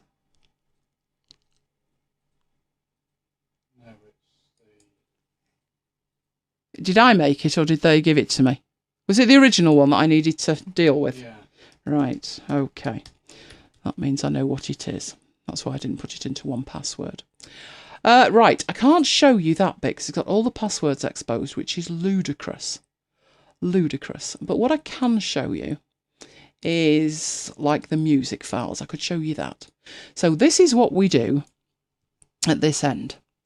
Right, we have 30 gig of space, which is what it's telling us at the top over there, to upload our files to, which would be stingers, shows, marooned at MacBites headquarters, and here they all are. So songs is something it creates. Believe you me, you do not want us singing. And in here, we've got MacBites, So here's some MacBite shows. Whee! Lots of MacBite shows. So they're on a loop. I can go back. Where are we? Come on. I'll get up from here. Right. No. Now we're at playlists. And I wanted to be at music files, wasn't it, Mike? Yes, I was here at music files. So all of the shows this week that we've done live have been edited and then uploaded. And they are in Marooned at MacBites headquarters. There should be 4 of them. Why is there not 4 of them, Mike? I uploaded it. Or maybe I didn't. No, I published it, didn't upload it. Need to upload it. In which case, that's a good demo, isn't it? I can upload it for you, show you how you would actually go about it. So when you've got a show, which I do have, and I think I left it on a rather messy desktop. I did. There it is. There it is. All I need to do is drag the file. So there's day 4 onto there, and then it will upload it in the background, and it will then appear in there.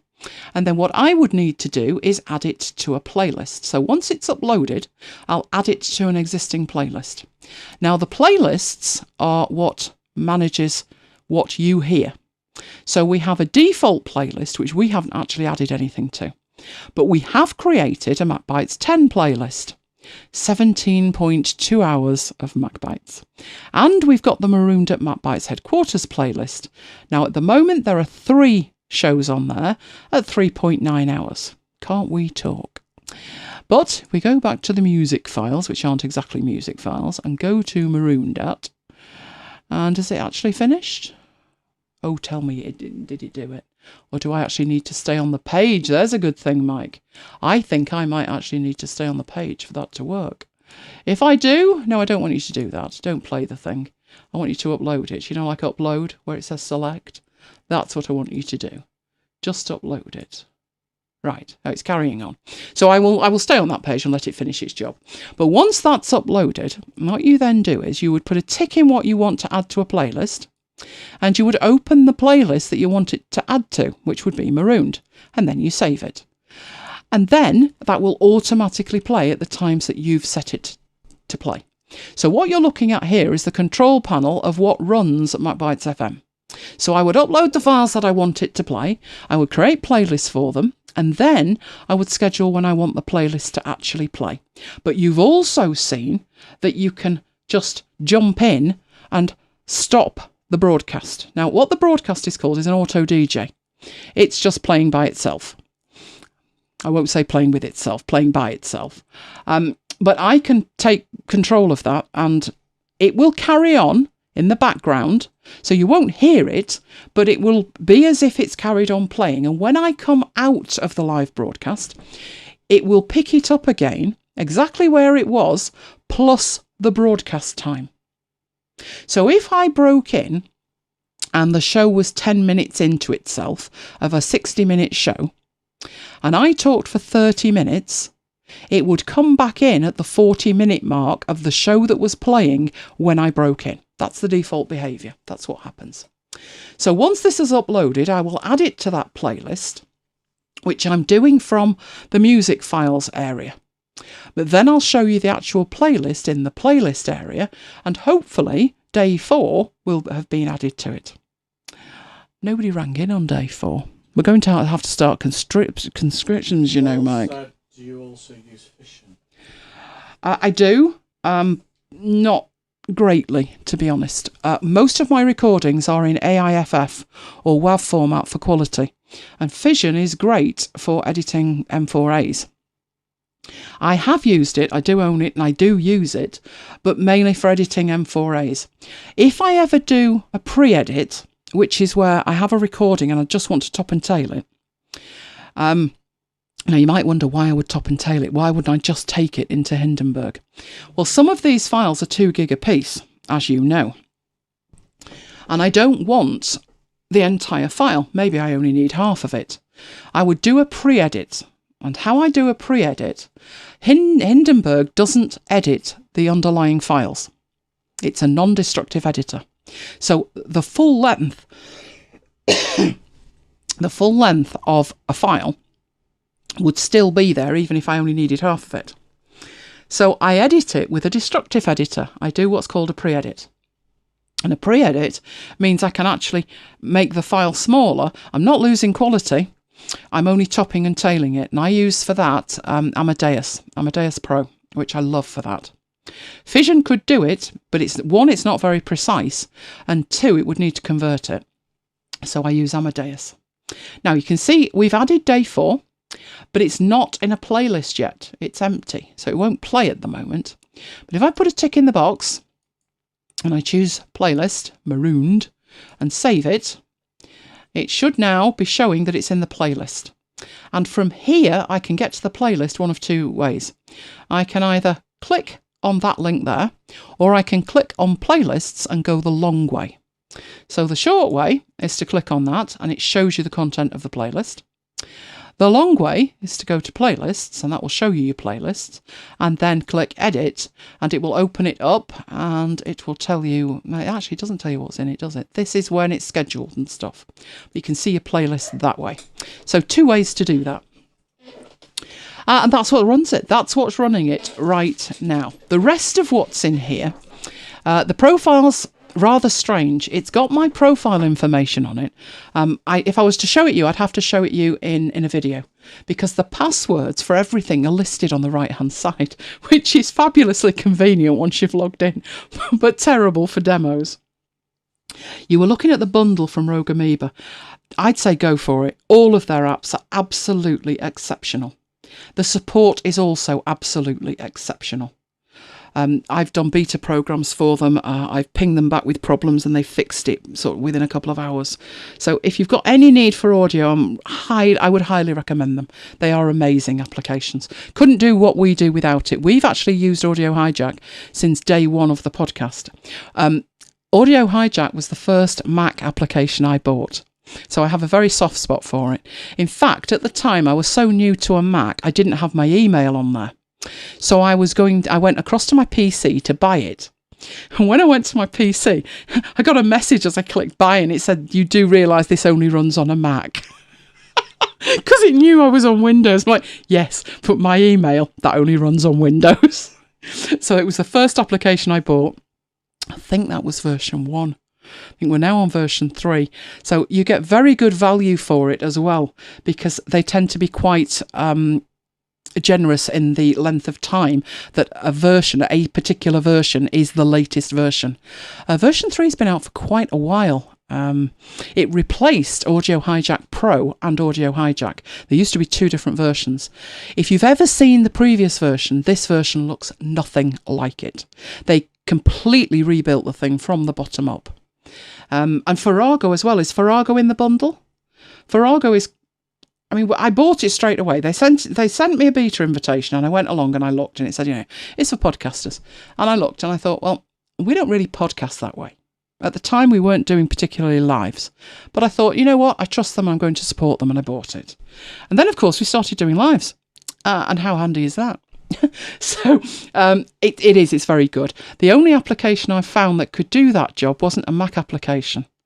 There was a Mac application that did cart. It's a cart system, basically, a radio cart system.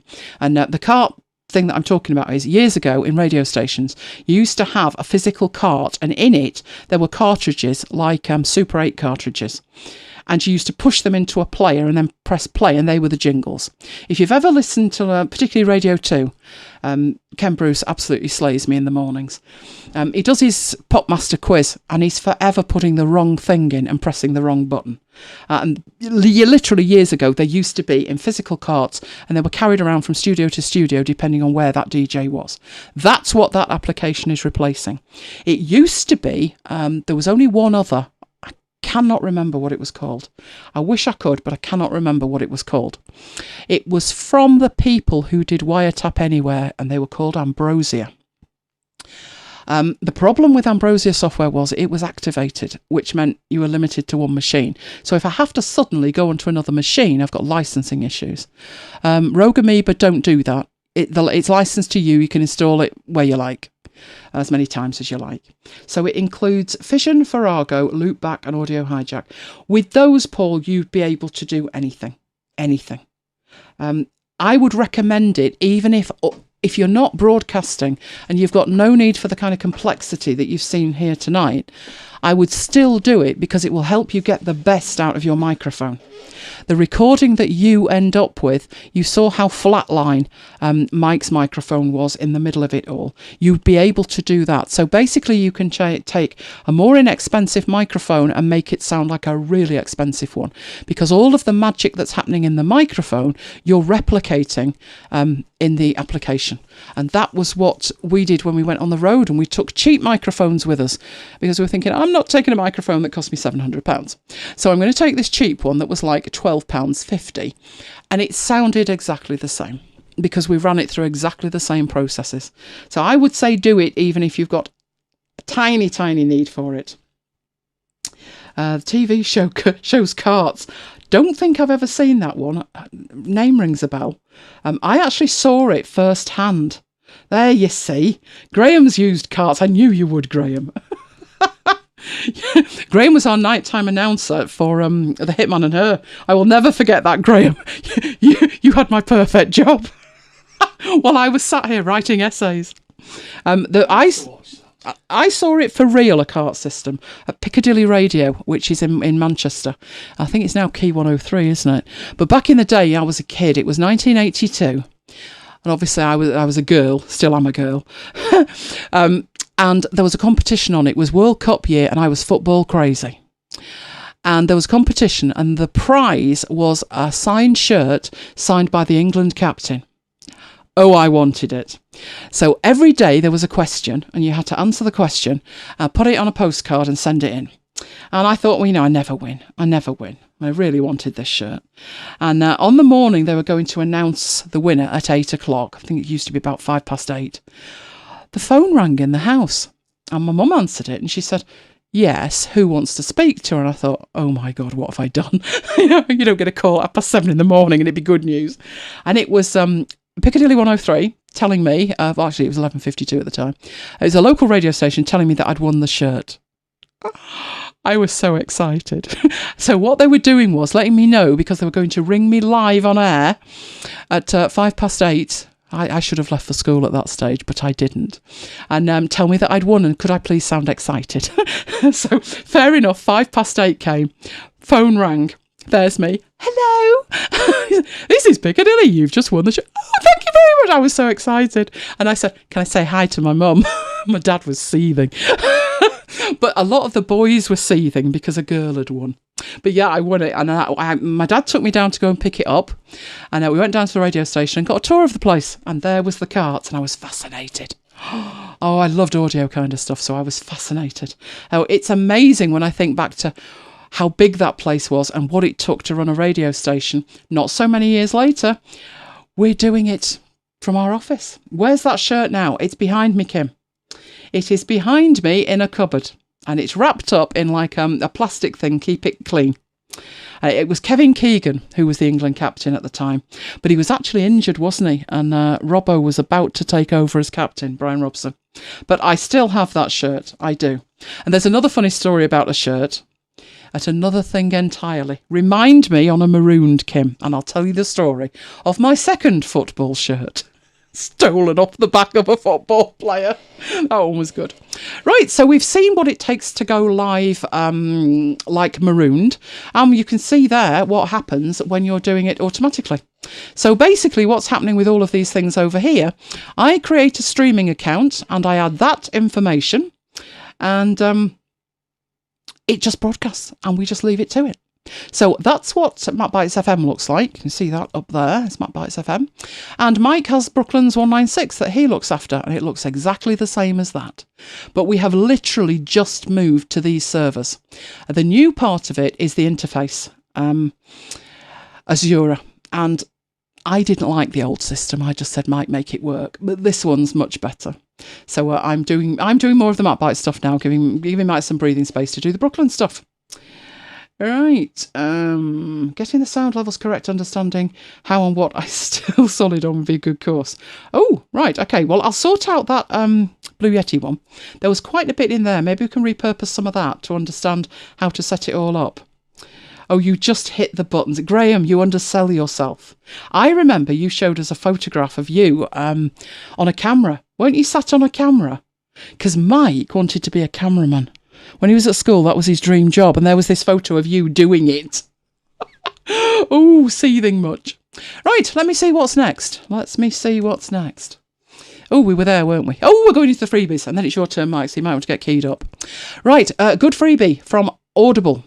Audible have made a whole range of audiobooks available free. And as it says there, there's no account needed.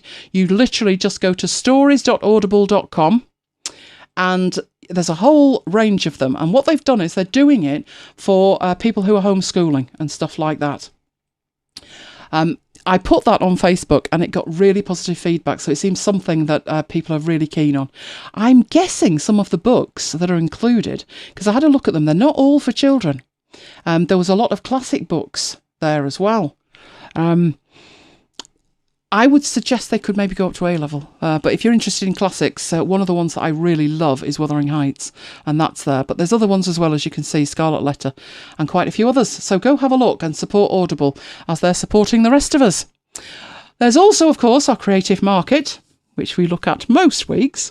I haven't taken the screenshot today, but they are up there, as ever. Oh, you were in college when you took that one. Oh, mere whippersnapper. Now, we mentioned this earlier, but I'm going to mention it again, and that is Affinity, who are providing 90-day trial versions completely free and 50% off the purchase price. I'm mentioning that, the 90 days free, because of the next thing that's free. The next thing is free, but talk about convoluted. It may interest you, it may not, particularly if you're an Affinity user, but I thought I'd include it for the giggles. So big kudos to Affinity for doing that, and I will be supporting them by buying the other versions. There's only 2 versions of their apps I don't have, and that is I've got every app, but I hadn't bought Photo and Designer direct from them. That will be rectified within the week. So the next one is something completely free. You might want to sit down. Adobe is giving everybody 2 months of free Creative Cloud. I thought that sounds good. Your price for the next 60 days is nothing. I thought, oh, how kind of them. And they did this before Affinity, so beware of that. Then I looked at what you needed to do to get it. Why do Adobe make everything more difficult? Oh, yes. You need to log into your CC account. I thought, okay, so far. Then they're assuming you've got a plan because you have to cancel it. Sorry, pardon, I'm grandfathered on a price. But you hit cancel. Then you actually go through the cancel steps. I'd lost the will to live by this stage. Then they say they're sorry to see you go, and they ask you why you want to cancel, and you've got to tell them it's too expensive. At which point, it's long this, isn't it? At which point, they will give you an offer to give you 2 months for free. Once you go through that process, you'll be free for 60 days. That one is obviously cancelling a Photoshop plan, photography plan. But I'm on the full thing. As it says at the bottom of that blog post, let us know if it worked for you. Oh, come on. Adobe, seriously. Just give us a billing holiday. There you go. Simples. No, jumping through hoops. But if you do want 2 months, apparently that's the way to do it, but your mileage may vary, and you do have to cancel a plan to get that far. So personally, I'd leave it alone. I'm intending to leave it alone.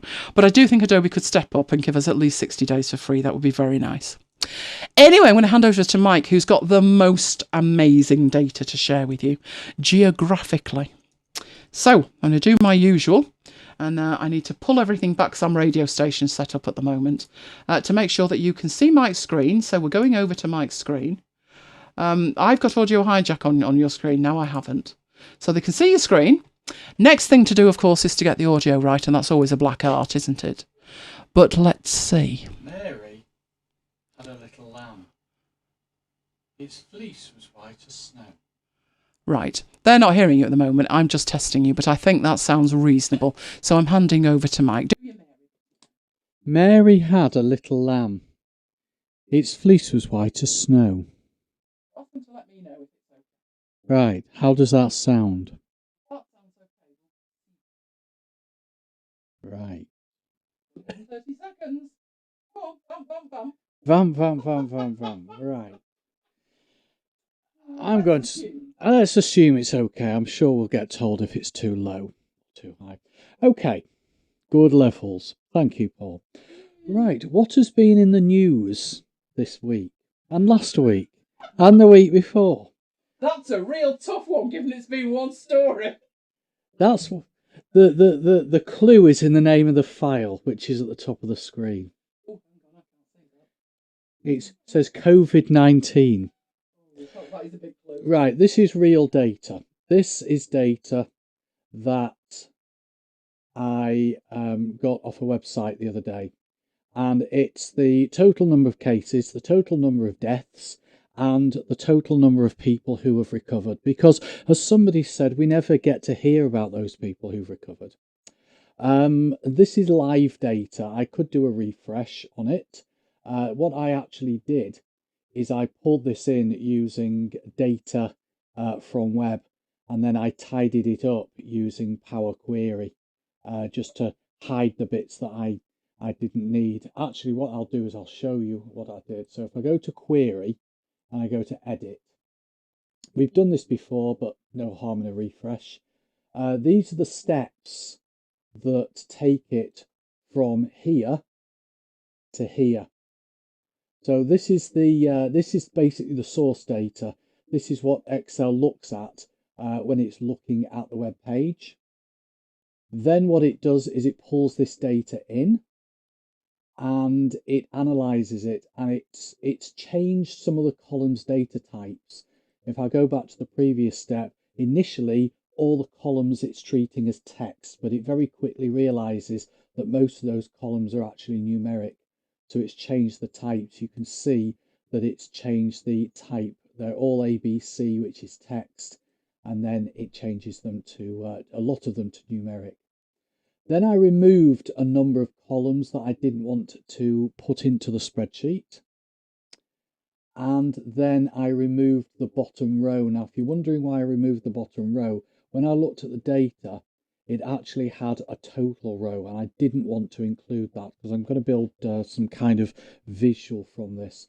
So I added a step or an action to remove the bottom row.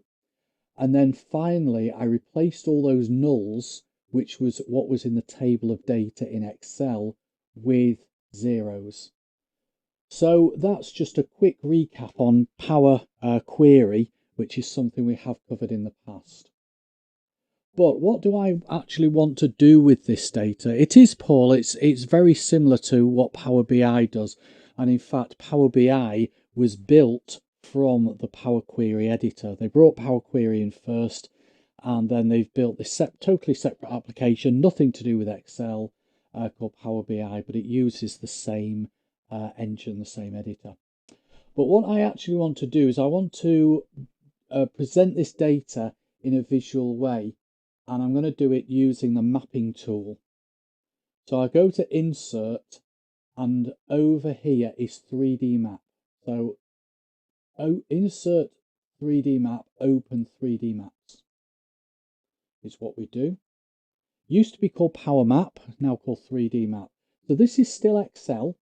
It's just switched us to the 3D Map tool. I can switch back to Excel just by switching via the icon at the bottom of the screen. Whenever you have a 3D map in your file, it just pops up this text box just to tell you that it's got 3D maps in it, which I'm just going to shift out of the way. In fact, I'll delete it. And let's go back to the map. So what it does is it looks at the data. If I just switch back to Excel, it quickly analyzes the data, and it's recognized the fact that what we've got within that data are some states. It's not the fact that A1 it's got the word state in it. That in A1 could have said anything. It's looked at the data and it sees that we've got some dates in there, some states in there, not dates. So it automatically adds that column heading, US state, into that location box and says, I think these are states. Now, if for some reason Excel hadn't guessed that they were states, what you can do is click that drop down arrow and you can choose the correct type of data.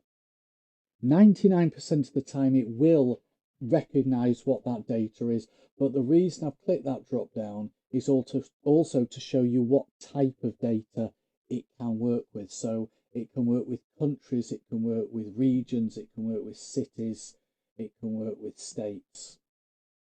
If for some reason Excel had picked the wrong column heading for location, or if it hadn't picked anything at all, then you can look at your field list and you can drag the appropriate heading into the location section. And what it then does is it adds some little markers against each state. And if you actually hover over these markers, a pop-up will appear to tell you what that state is. Now, we could leave it at that, because it might be that all you want to do is display the states where we've had COVID-19 cases, which is probably pretty much every state. But I want to do more than that. I want to show the total number of cases. So what I'll do is I'll drag total cases, which is another column heading from that table in the spreadsheet. I'll drag that into height. And you may be thinking, why height? Because what it does is it builds a column chart from that data, and it uses the numbers to determine the height. I could remove that and I could change it to total deaths. So again, you can see what it's done is it's plotted the height. Now, can we have two columns in there? We should be able to. So if I drag total deaths, which we've got, total cases and total recovered, it actually allows us to have more than one in there. What I'll also do is I'll zoom in. So we've got the plus sign to zoom in. And it is, if you actually look closely, and you can't really tell with many of them, only this one up here, Washington, because of the values, you can actually see that we've got the total deaths and the total cases. Now the total recovered doesn't seem to be there. Maybe it's 0, or maybe it's 89, but it's 89 out of 1187, so it's a really small percentage. If I zoomed in far enough, you probably, yes, you can just about see the purple there. So we've got the orange, the purple, and the blue. So let's zoom out. So I may decide, let's just show total. No, I'll leave it as it is. I'll leave it as it is. We've got the three different values that we're displaying, but I'm going to make this a lot smaller and maybe move it up here, just so it's kind of out of the way. I'll also close down the field list, again, just so that the screen is a little less cluttered. If I ever want to redisplay that, then I can just click back on field list. I can also change that to a different type of visual, so I can change it to a clustered column. And that way we've got the columns next to each other instead of stacked on top of each other, which is the default. Or I could change it to a bubble chart. And that is showing us the breakdown basically as a pie chart, where the size of each circle is determined by the total value of cases recovered and deaths added together. And then within the circle, it's split up like a pie chart. You've got a heat map, and you've got a region. Though the thing with the region is it can only show one set of values. So it's chosen the total cases here. And what that's done is it said the highest values are the or the highest values are shown in a darker colour. So I actually think that's more of a heat map than what they're calling a heat map. Let's put it back to the default, which is the stacked column. And I'll go back and I'll re-add in total deaths. I'll actually just leave it as total deaths and total cases there. So as I said, I can zoom in, zoom out. I can also change the angle like that. I can also change the angle manually just with my mouse. I can turn on map labels, and that's an on-off toggle. And if I zoom in, once the labels are on, the more I zoom in, the more detail I can see. I can also make the map flatter.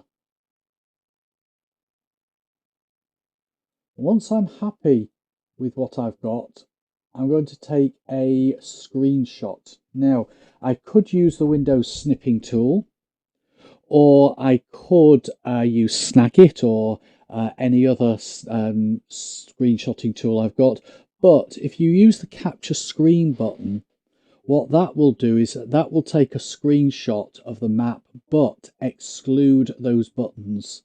So it's a lot neater. So I'll capture screen, and I might then choose to put that screenshot in Excel, or I might choose to put it in PowerPoint or Word or something else, because all it's done is taken a screenshot, stuck it on the clipboard, and then I can paste it to wherever I want to.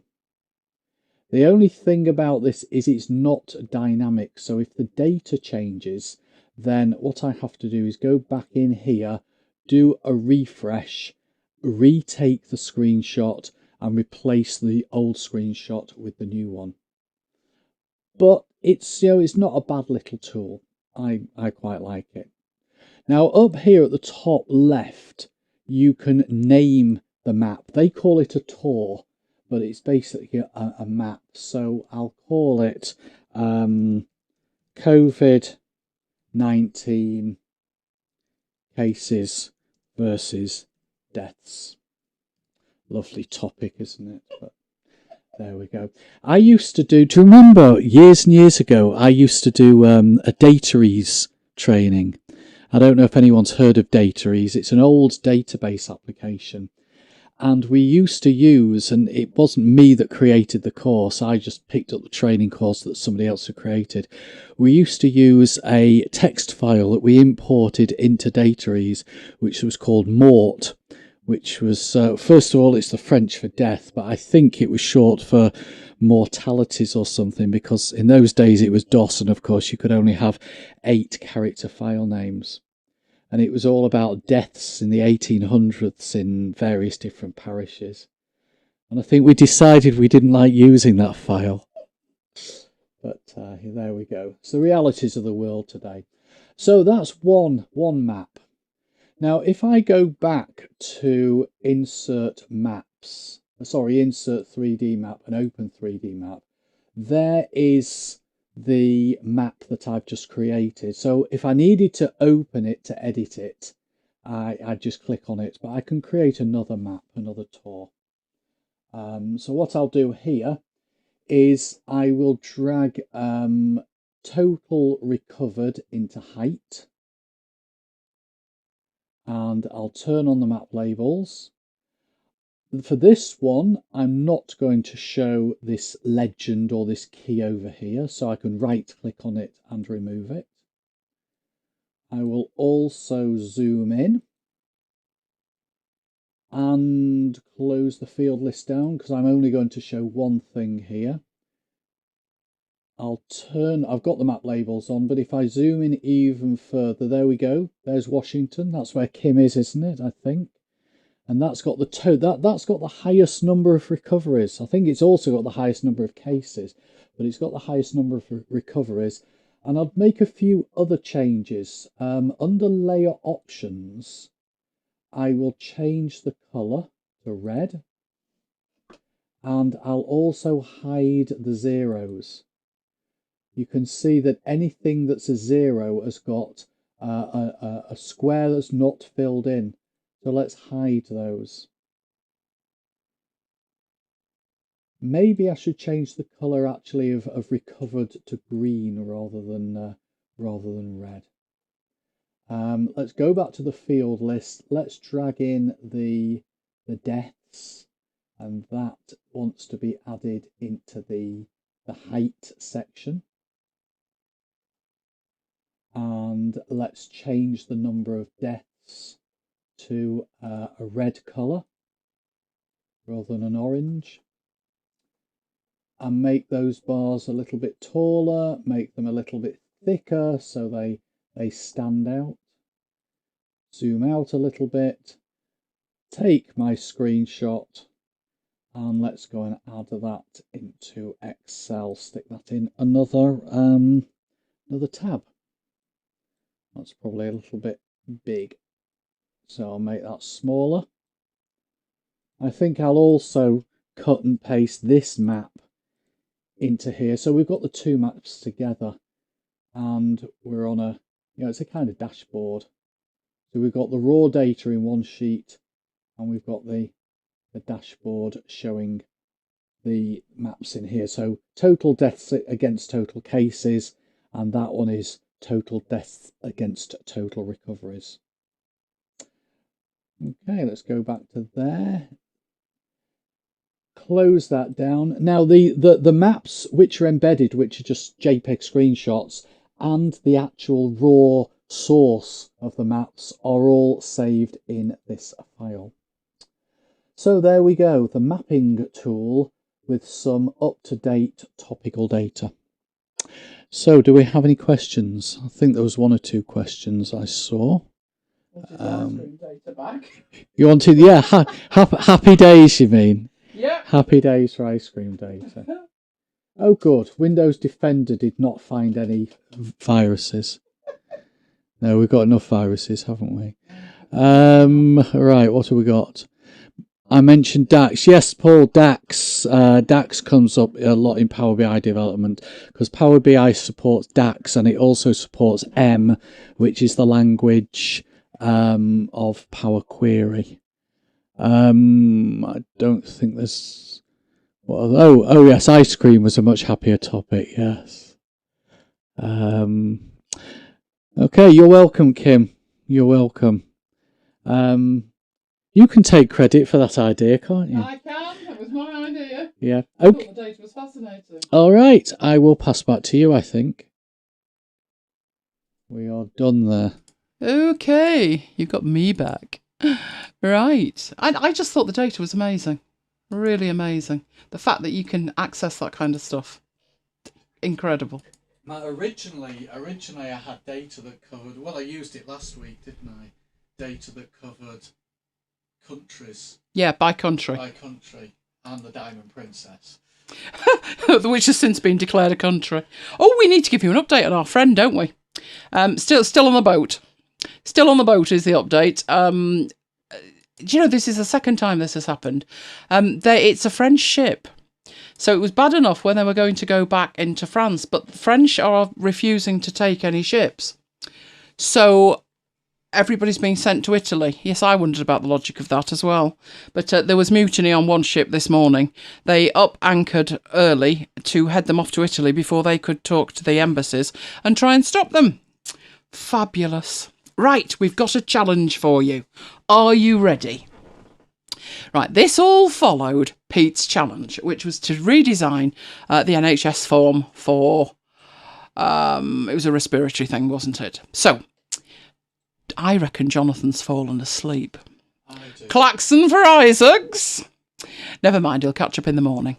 Right, the design challenge is... Right, we've got to come up with something to challenge you to design. So, the idea is we create posters for MacBites. As you can see, they are somewhat quirky. So basically, you can do what you like. But we don't have posters for all of them because we only started doing it probably around maybe episode 80, something like that. So if we come out and we go into, let's get Firefox up again. Let's get a new window and we'll go over to MacBites and have a look. We have picked 10 shows that are posterless. They are posterless shows. So in MacBites, you click on shows and it shows you the shows going back in time. And as you can see, most of these have got, oh, there's the bin collection one. Bravo Sierra and the science of the bin collection. And Captain Sensible's Happy Talk. Ah, fabulous. Right, these, of course, do have posters. But as we go further back, they don't. Oh, there was my Trolley Dolly from Hell one. That's an episode that's worth listening to. So all of these do, but when you get to the bottom, there's older entries. And as you go back, they don't. So we've gone back and we've looked at the ones that don't have posters. So if it doesn't have a poster like this, it's just got the standard MacBites one. And that was because I'm backfilling the posters a bit at a time. So what I thought was we'd pick 10 that don't have posters and we'd give you the title and the link. And you might want to go listen to the show because what we decided we would do it like a brief. So if you're in the Slack channel, and if you're not, why not, go and have a look at the critiques channel. And I gave Pete the redesign that I'd done, but I also gave him the rationale for every decision. So your challenge is, and some of you have said, yes, you want to do this, design a poster for one of the 10 episodes of MacBites that we're going to list in Slack. Now, one of them is this one, Mike Thomas and the Holy Grail. So what I would expect would be a good idea is to click on it and go through, and that will take you through to the episode, but it will also give you an idea of what we talked about. Oh, look, Paul, we talked about fission. It was in MacBites, so clearly we talked about it before, and that was a follow-up. You can see the Holy Grail. Now, what was the Holy Grail? Do you remember what the Holy Grail was, Mike? Probably getting my email on my work on my phone. I think it was your work email on your phone, because if you look at the rest of the show, a lot of it was to do with that. So that's one way to get a feel for what was actually on the show. The other way is obviously to listen to it, which is the best way to do it. But that's the plan. So we've picked 10. Mike Thomas and the Holy Grail was one. As we go down here, Where's Wilson was another one. I think we had Tingling Down Under. But we left that one alone and that one. So we'll put them in Slack.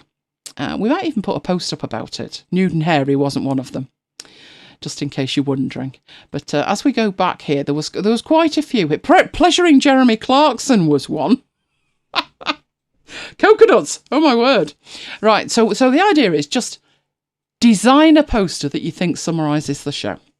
Now, I'm positive that Johnny has now nodded off. But tomorrow, Johnny, when you're listening and catching up, you said that this was a good idea. So that's what we're going to do. So like I say, we will put this out with the 10, and you can pick any one of them. You can pick more than one of them if you want. In fact, I'm even prepared to be flexible. If you find one that wasn't one of the ones we included, A Bit Chilly Round the Trossachs was another one I picked. Let's make it tricky. We'll even consider that. And we've not decided what the winner will get yet, but there could be a prize involved. Can't say fairer than that, can we? So that's your challenge. Who's up for it? Can we get a blank poster template? Absolutely, Paul. Mike, make a note of that. Mike, take a note. Absolutely. I will sort you out a blank poster template. We tend to design them in 4 different sizes. One for the website, which is the one that you're looking at here. So we would have a thumbnail. Oh, come on. Must be one in here. Steve Jobs one. That one was pretty simple. I remember it well.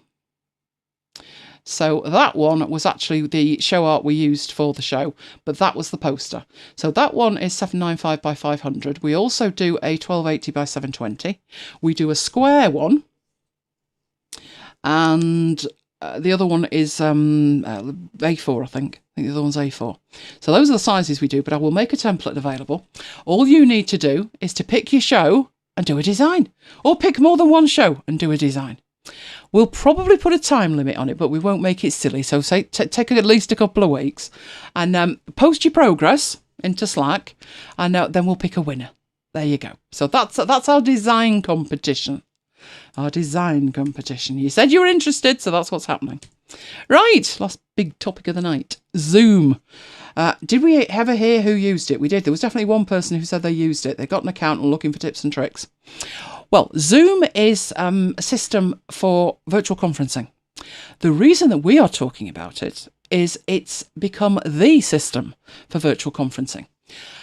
They had plenty of competition and they were later to market than many of the others. But the reason that they do incredibly well, are incredibly popular and at the moment are all over the news, is they actually give free accounts.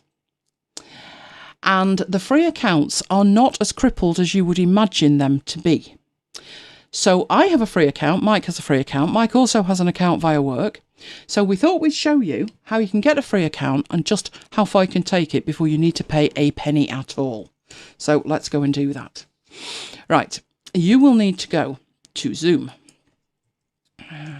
Paul's used it. It is one of the conferencing platforms now. So I will go to Zoom. There we go. Now, I am not logged in. Because I'm not logged in, it gives me an option to sign up. It also tells you as you go along here. In fact, I found it interesting when I looked at it. There's some pictures on here. So it starts you off with it's the top video conferencing app. But when I saw that picture, I thought, yeah, that's going to put off anybody who's not businessy. But the next one, it says like, expanded Zoom phone to global ability. And that photo looks far more approachable that this may be used for other things. And indeed it is. So you can look at this if you want, but it's very businessy. And people are getting beyond using it for business at the moment. So you can use it for meetings, technical meetings, training, technical support. You can see other people's screens. You can control other people's screens. They can see your screen. When it comes to screens, it's nothing short of amazing with what it can actually do. You've also got video webinars. So difference between a webinar and a meeting. A webinar tends to be one person talking to other people. So as it says there, town hall meetings, marketing events. Meetings tend to be more collaborative in nature. Then there's the conference room idea, where again, one person's talking, but there's other people in the room. You could, if you wanted, just use it as a phone system. You could also use it as business IM. But it looks like it's being pitched incredibly businessy. And it really doesn't need to be. And a lot of the time, it really isn't either. Let's go down and see what it says. Again, it's still talking about business. There's no way that everybody's just got that in their office. But there you can see the companies that are using it. Quite a lot are using it. Mike's company, it's a relatively new platform for them. But there's reasons to be using it. So, when it comes to the free options, there's this big sign up, it's free button. Before you do that, you might want to look at the pricing. So Alex says, been listening on my telly, excellent, glad you've enjoyed it. Used Zoom for a few years and now using it to organise our parish response. I can see a lot of people are going to be doing that, Alex. Unfortunately, our priest, a little bit behind the curve. I said 5 years ago, get a mailing list going. At a minimum, get a mailing list going. Don't need a mailing list, they come every week, he said. Well, they're not doing any more, are they? But I won't say any more about that, apart from the fact I was right. Okay, so if we look at the pricing, this will give us the information that we need in terms of just what you can do with it, which is pretty good. So for free, you can have a meeting for up to 100 participants. Now, there is a limit on that. If you skip over the unlimited one-to-one, you can host meetings for up to 100 as long as it's 40 minutes or less. But that's still incredible for free. So you could certainly schedule something for 30 minutes, go in 5 minutes early and stay 5 minutes late at the end, and you're still within your 40 minutes for 100 participants. That's why Zoom are doing incredibly well. The other conferencing platforms that give you a free account are severely limiting you. Zoom aren't, apart from the 40-minute limit, which isn't bad. You could easily run a course in this in 30-minute blocks. In fact, I know a couple of people who actually do that. They're 30 minutes. They log in at the top of the hour, they log out at past. So you can have up to 100 participants for up to 40 minutes. But you also have unlimited one-to-one meetings. So you as the host and one other person. So if you're running one-to-one training, now you might think, oh, I can't train online. That doesn't fit with what I do. We've got a guy over here at the moment. You may have heard of him. I don't know if he's international. He made his name on Insta, so he probably is. Joe Wicks, the body coach. And Joe Wicks, every morning at 9 o'clock, is running video training online. So the fact that he is under house arrest with 2 kids under 2, he's not letting that stop him. So he can work with his clients one-to-one, even though it's fitness. It doesn't have to be a screen share. It can be a video share. So think around out of the box, around corners with this. As it says, there's an unlimited number of meetings. Now, why that's important is when we get into this, you'll see that you get given a room. It's a dedicated URL just for you and whoever you give it to for a meeting. But that's your general room. You can also create as many other conference rooms as you need. So they're calling them meetings. I would say rooms, but meetings, rooms, same thing. You can create as many as you like. So you can have a one-on-one with a specific client in a specific room. As it says, it includes video conferencing, web conferencing, group collaboration, and the security in there. And all of that is completely free. Now, I and Mike have ruled out the enterprise and the business at any point because you need minimum number of hosts. So if we're looking at that bit over there, although the price per month isn't bad for what it's offering, you need to have a minimum of 10. So actually the minimum per month is £160 because of the minimum needed. So let's rule out those there. So we're not interested in these two here ever at all. But if you wanted to go pro, so if it worked for you, prices start at, now it says $11.99, and I've noticed with a lot of hosting companies, they give you a price like that, and then tell you, well, actually, it's not that, it's more. Because the price they're quoting is for a year. It's per month, but you have to pay for the year. No, that is the price per month if you want it for 1 month.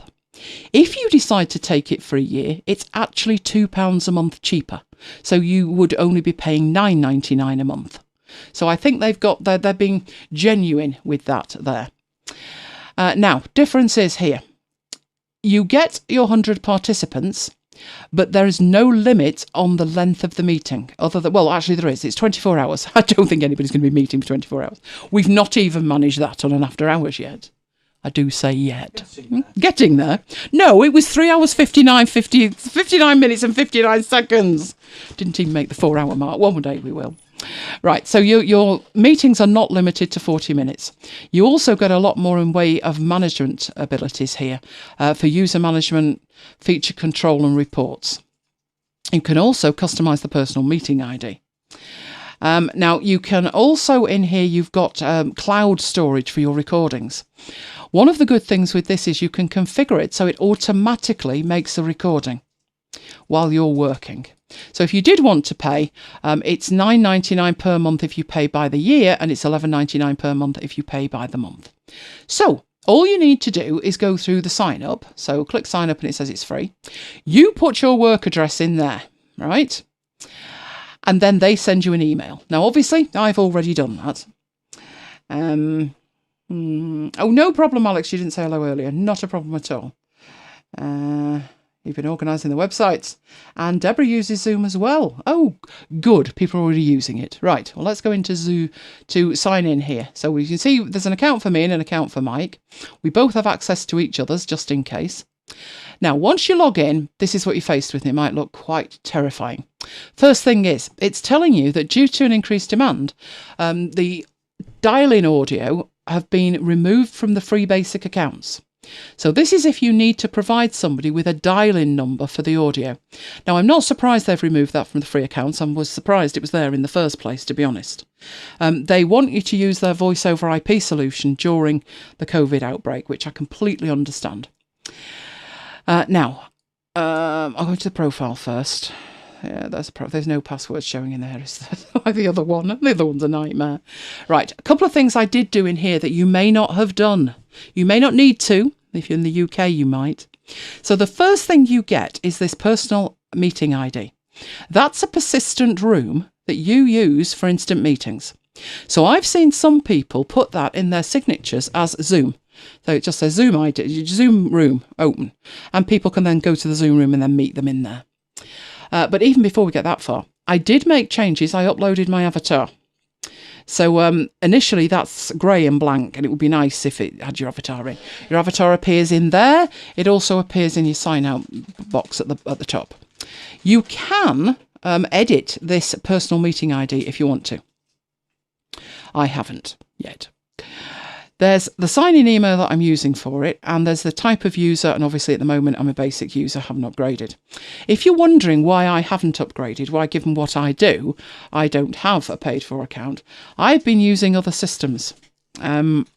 Zoom had a bit of a problem last year which upset everybody, which I'm assured they've fixed since. But Mac users weren't pleased with how they'd implemented it on the Mac, and Apple went mental and pushed out an emergency update to remove something that Zoom had installed to make Zoom work. Anyway, it's all dealt with now, apparently. So I haven't needed it up to now, but we've had a discussion tonight, haven't we, Mike? The decision seems to be we'll probably be using this down the line.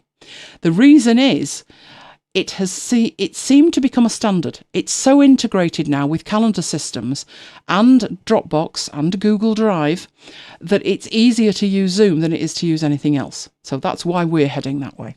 You can see I've got the capacity of 100 and the language set. I did change the time zone, so it was GMT London. I'm hoping because I picked London rather than GMT, when we change to daylight saving in a week, that will automatically update. The other thing I changed was the date format. The date format was set to American, which confuses the heck out of the British when it says like it's the 3rd of the 15th, when actually it's the 15th of the 3rd. So I've made that UK. I also changed the time format to 24-hour. And all you need to do that is to hit the edit button, and it will give you your list there. You can choose from a million different formats in there, and the use 24-hour time is literally just put a check in the box, and that's what I did. Now, then you get the option to integrate it with third-party services. Now, I haven't done that. I don't mind integrating it with my calendar. It was when it mentioned contacts I got a little bit on the upset side. So I left that alone for the moment. I may do it. I'll do more research before I actually do it. You also in here, which may be quite important, get the opportunity to be signed out on all devices. Now, why that might be important is you may be logged in and on a machine, maybe not your main machine, and on this other machine, you sometimes want to attend as somebody else, or somebody else wants to use it. I found it quite difficult to sign out of Zoom on an individual machine. There doesn't seem to be a kind of change my username or sign me out option that's easily accessible at the point of attending a meeting. So one option would be to hit that there and be signed out from all devices. Right, so that's it for what's in there. You then have the option to create meetings. And you've got your upcoming meetings, which you can actually schedule and put on your calendar, and it will actually put them on the calendar. You've got your previous meetings, of which I had a test meeting today with Mike. We tested it. There's my personal meeting room, which has all of the settings in there. So I can change the name from what it is there. I can add it to my calendar, any different calendar. I've got my meeting ID. You can set it to require a password to access. You've got your join URL. Then you've got what happens when somebody joins. Now, this is something that annoys me, and I know it annoys Mike, that I find nothing ruder than somebody wanting to meet with me via Zoom. It could be a webinar, a public webinar, or it could be a meeting. And I find it incredibly rude if they turn on the video automatically. Now, it won't do them any good, because despite the fact I'm on an iMac, my video is off. You've seen my video tonight, but I've got 2 webcams installed, and they're on a platform, and I waft them around, as you've seen. But the actual camera that's facing me, built into my iMac, it's off constantly. So, but I do find it rude, that you log in and boom, your face is on the screen and it's shared with everybody else. So I've turned that off. I've turned my video off and I've turned the video off for the participants. If they choose to share, that's fine, but I think it should be their decision, not mine. Then you've got all of these options. Now, Mike and I also had to play around with these about enabling join before the host. That's not a good idea. You don't want people in your room chatting with other people when you're not there. There's also the ability to mute people initially, which I find incredibly useful. Again, it's just they may not know that their microphone is hot, and you don't want them to be put in a compromising position. So I leave that, mute everybody, and then they can unmute themselves if they want to. There is a concept of a waiting room. Does anybody use this? And if you're using it for friends and family, I don't think you would really need the waiting room. But the waiting room enables you to manually admit people to your room. So they're held in this waiting area where they don't know who else is there, and you get an option to add people in a certain order. So if Great Aunt Maud needs to come in last, you can do that by enabling the waiting room. And then you've got this option to automatically record the meeting onto the local computer. Now, if you need to make any changes to those, you need to edit the meeting at the bottom. And in here, you can change the name of it and any of these options. So here's where you would turn the video on or off.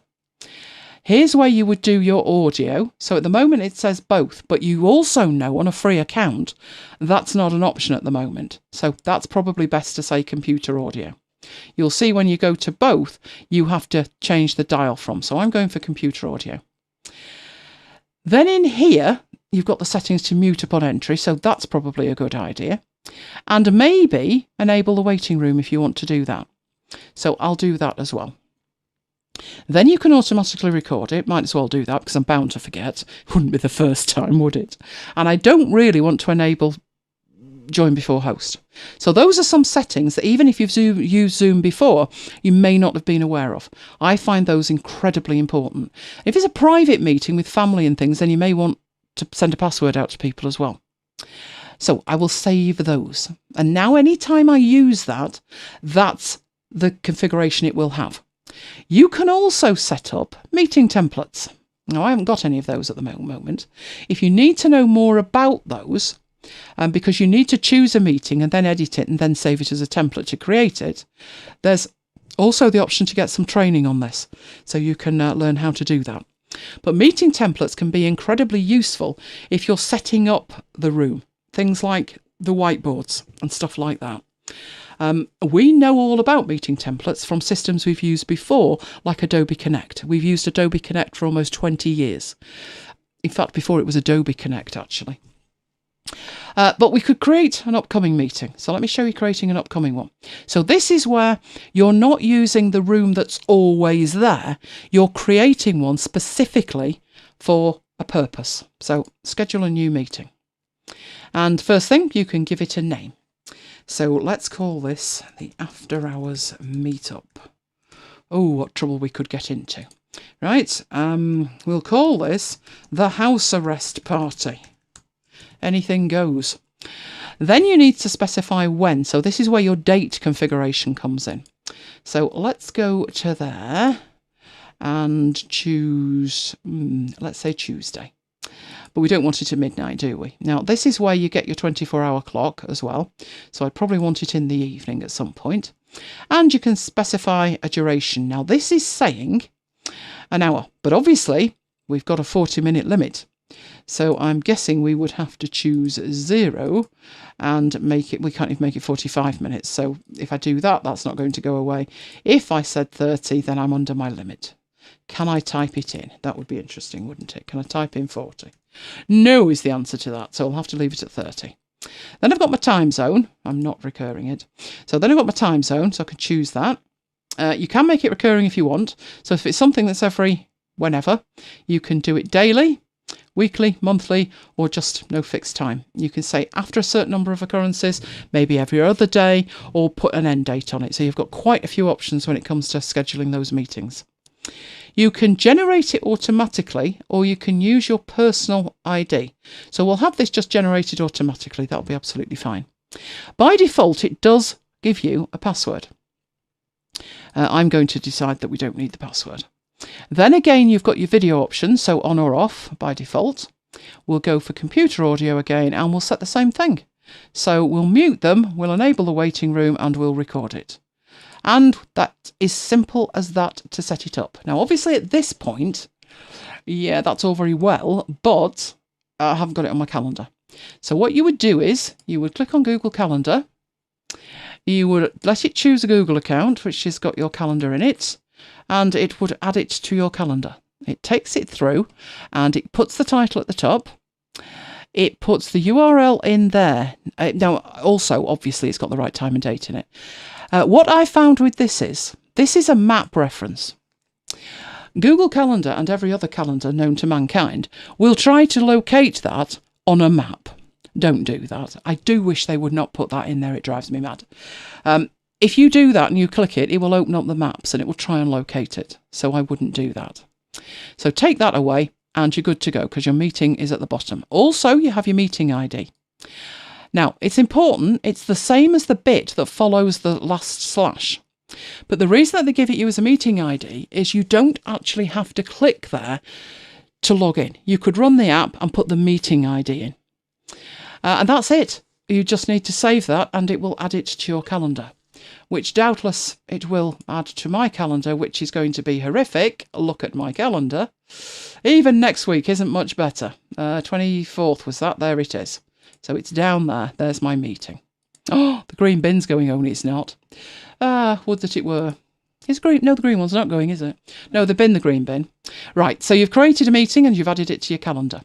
And all you would then need to do is to copy the invitation and send it on to other people. Now, that's your meetings. You've then got webinars.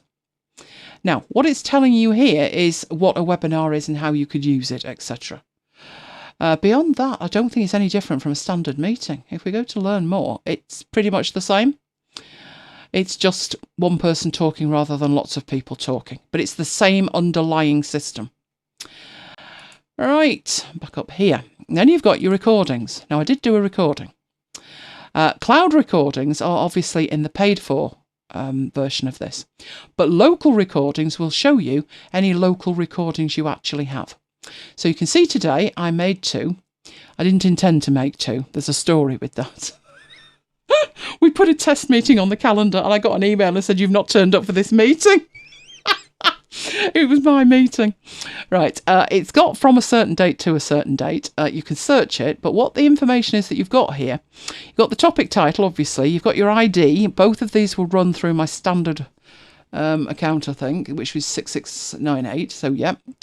You can see the time. It was mithering me at 5 to 9 just before we started the show to get off my proverbial and deal with it, so I did. My computer's called Serenity. I thought that was a good idea at the time. I can often say there's sometimes there's not very sort of serene moments with it. And then you've got the actual location and the file. And you can choose to delete them from there. You can choose to delete all. Now, it is important if you are training here. There's one thing that Zoom does, drives me mad. If you want a clean recording of this, by which I mean it doesn't have a green frame around it, you're going to have to rely on the recording that Zoom makes. I will show you what happens when you go into a room and you start playing around with it. You get this green frame. Now, I get this green frame. You may not get this green frame. You get the green frame if you have more than one monitor. And the idea of the frame is to indicate to you which screen you're sharing, which is fine. But if I made a local recording using ScreenFlow or Camtasia, it would be in my recording and I can't get rid of it. That was one of the huge problems we had with Zoom, that we couldn't get a clean local recording without this frame. And then you've got your settings, and then you're good to go. So this is host video, whether it's on or off. This is all to do with your meetings.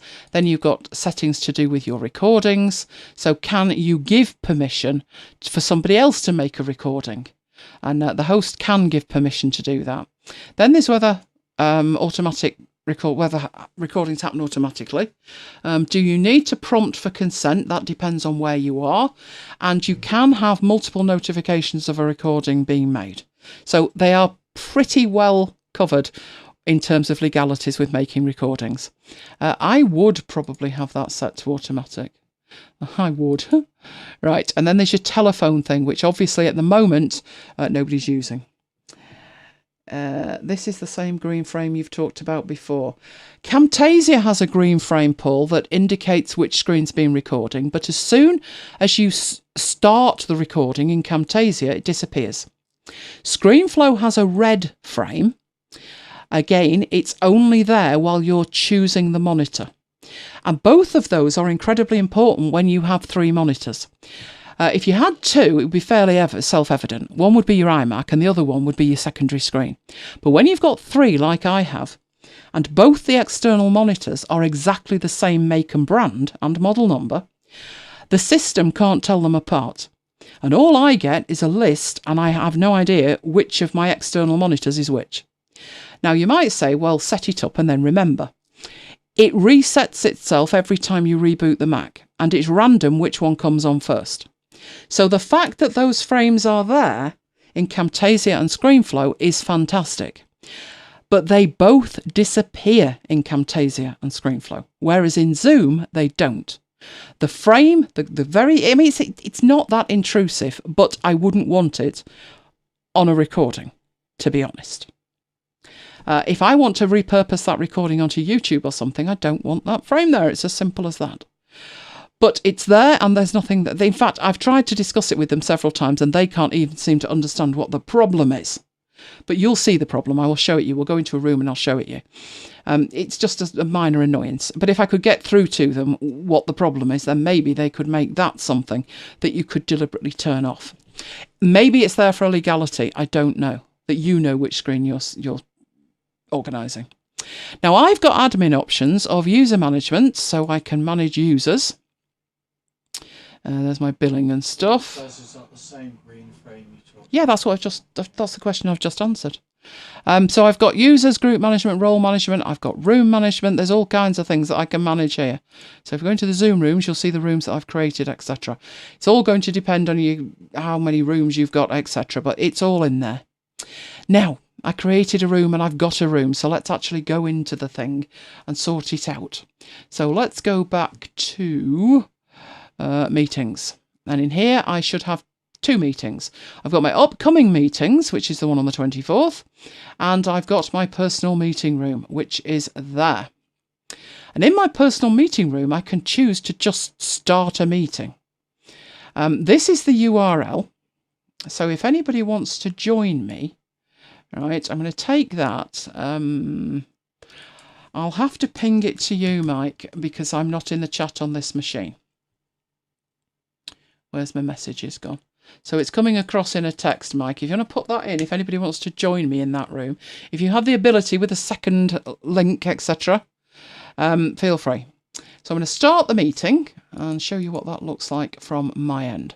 So if nothing happens, download and run Zoom. So that's what your user will see the first time. I obviously have got Zoom already. So it opens up Zoom. So I'm minimizing the browser now. And I've got my Zoom. Let me just show you this. This bit at the back is your Zoom management console. So it's showing you that you're in a Zoom meeting. It shows you whether there are any upcoming meetings today. So this is Friday at the moment. You can go back to the meeting. You can join a meeting, schedule a meeting, or share your screen. But this that popped up is the actual meeting. Mike's waiting. So if you remember, we're not going to do the screen share yet. Go away. But I'm going to... No, I'm not doing that yet. Go away. Right, so we've got 2 people. I've got 3 people waiting now. So see the waiting room. So if you remember, I enabled the waiting room. And here's my people in the waiting room. So I can admit you all. So we'll let Mike in, we'll let Alex in, and we'll let Erwin in. There we go. So you're all now in the room. Now, at the moment, you're not going to hear anything from me in the room. Although it's being recorded, I haven't unmuted myself because you'd hear me twice. But I'm going to unmute myself so just the people in there can say, yay, you were there. Right, so my audio is now live. You can see I've got a little green bouncy thing going on there. So anybody who is in there and has the ability to hear the audio at the same time will hear me. But as I say, you don't want to hear me twice. So I'm going to mute that. Now I'm muted again. Now it's obviously telling me here that I'm muted. And Deb makes a good point. I always keep my camera cover when you enter a meeting, just in case the other side has the cameras on. That's exactly what I do. Right, so we've got some chat in here as well. So turn the chat on. So there's Alex in the chat. Awesome. That's awesome. I'll reply to Alex. There we go. So there's the chat. I do that too, Deb. As a couple of ways to make it easier. I don't know what you do with it. My camera is on an iMac. And I have no desire to use that camera ever. Trust me, never, ever. If I wanted to use a webcam and I wanted to have it in front of me, you know I've got 2 webcams on this arm thing. So I'd just hang one of those off the top. So what I did was I got a little black sticker. In fact, I got a whole collection of them. And you cannot tell that it's on there. I'm going to switch you to webcam and show you what I did, because I'm devious like this. Right, I'm going to switch you to the webcam.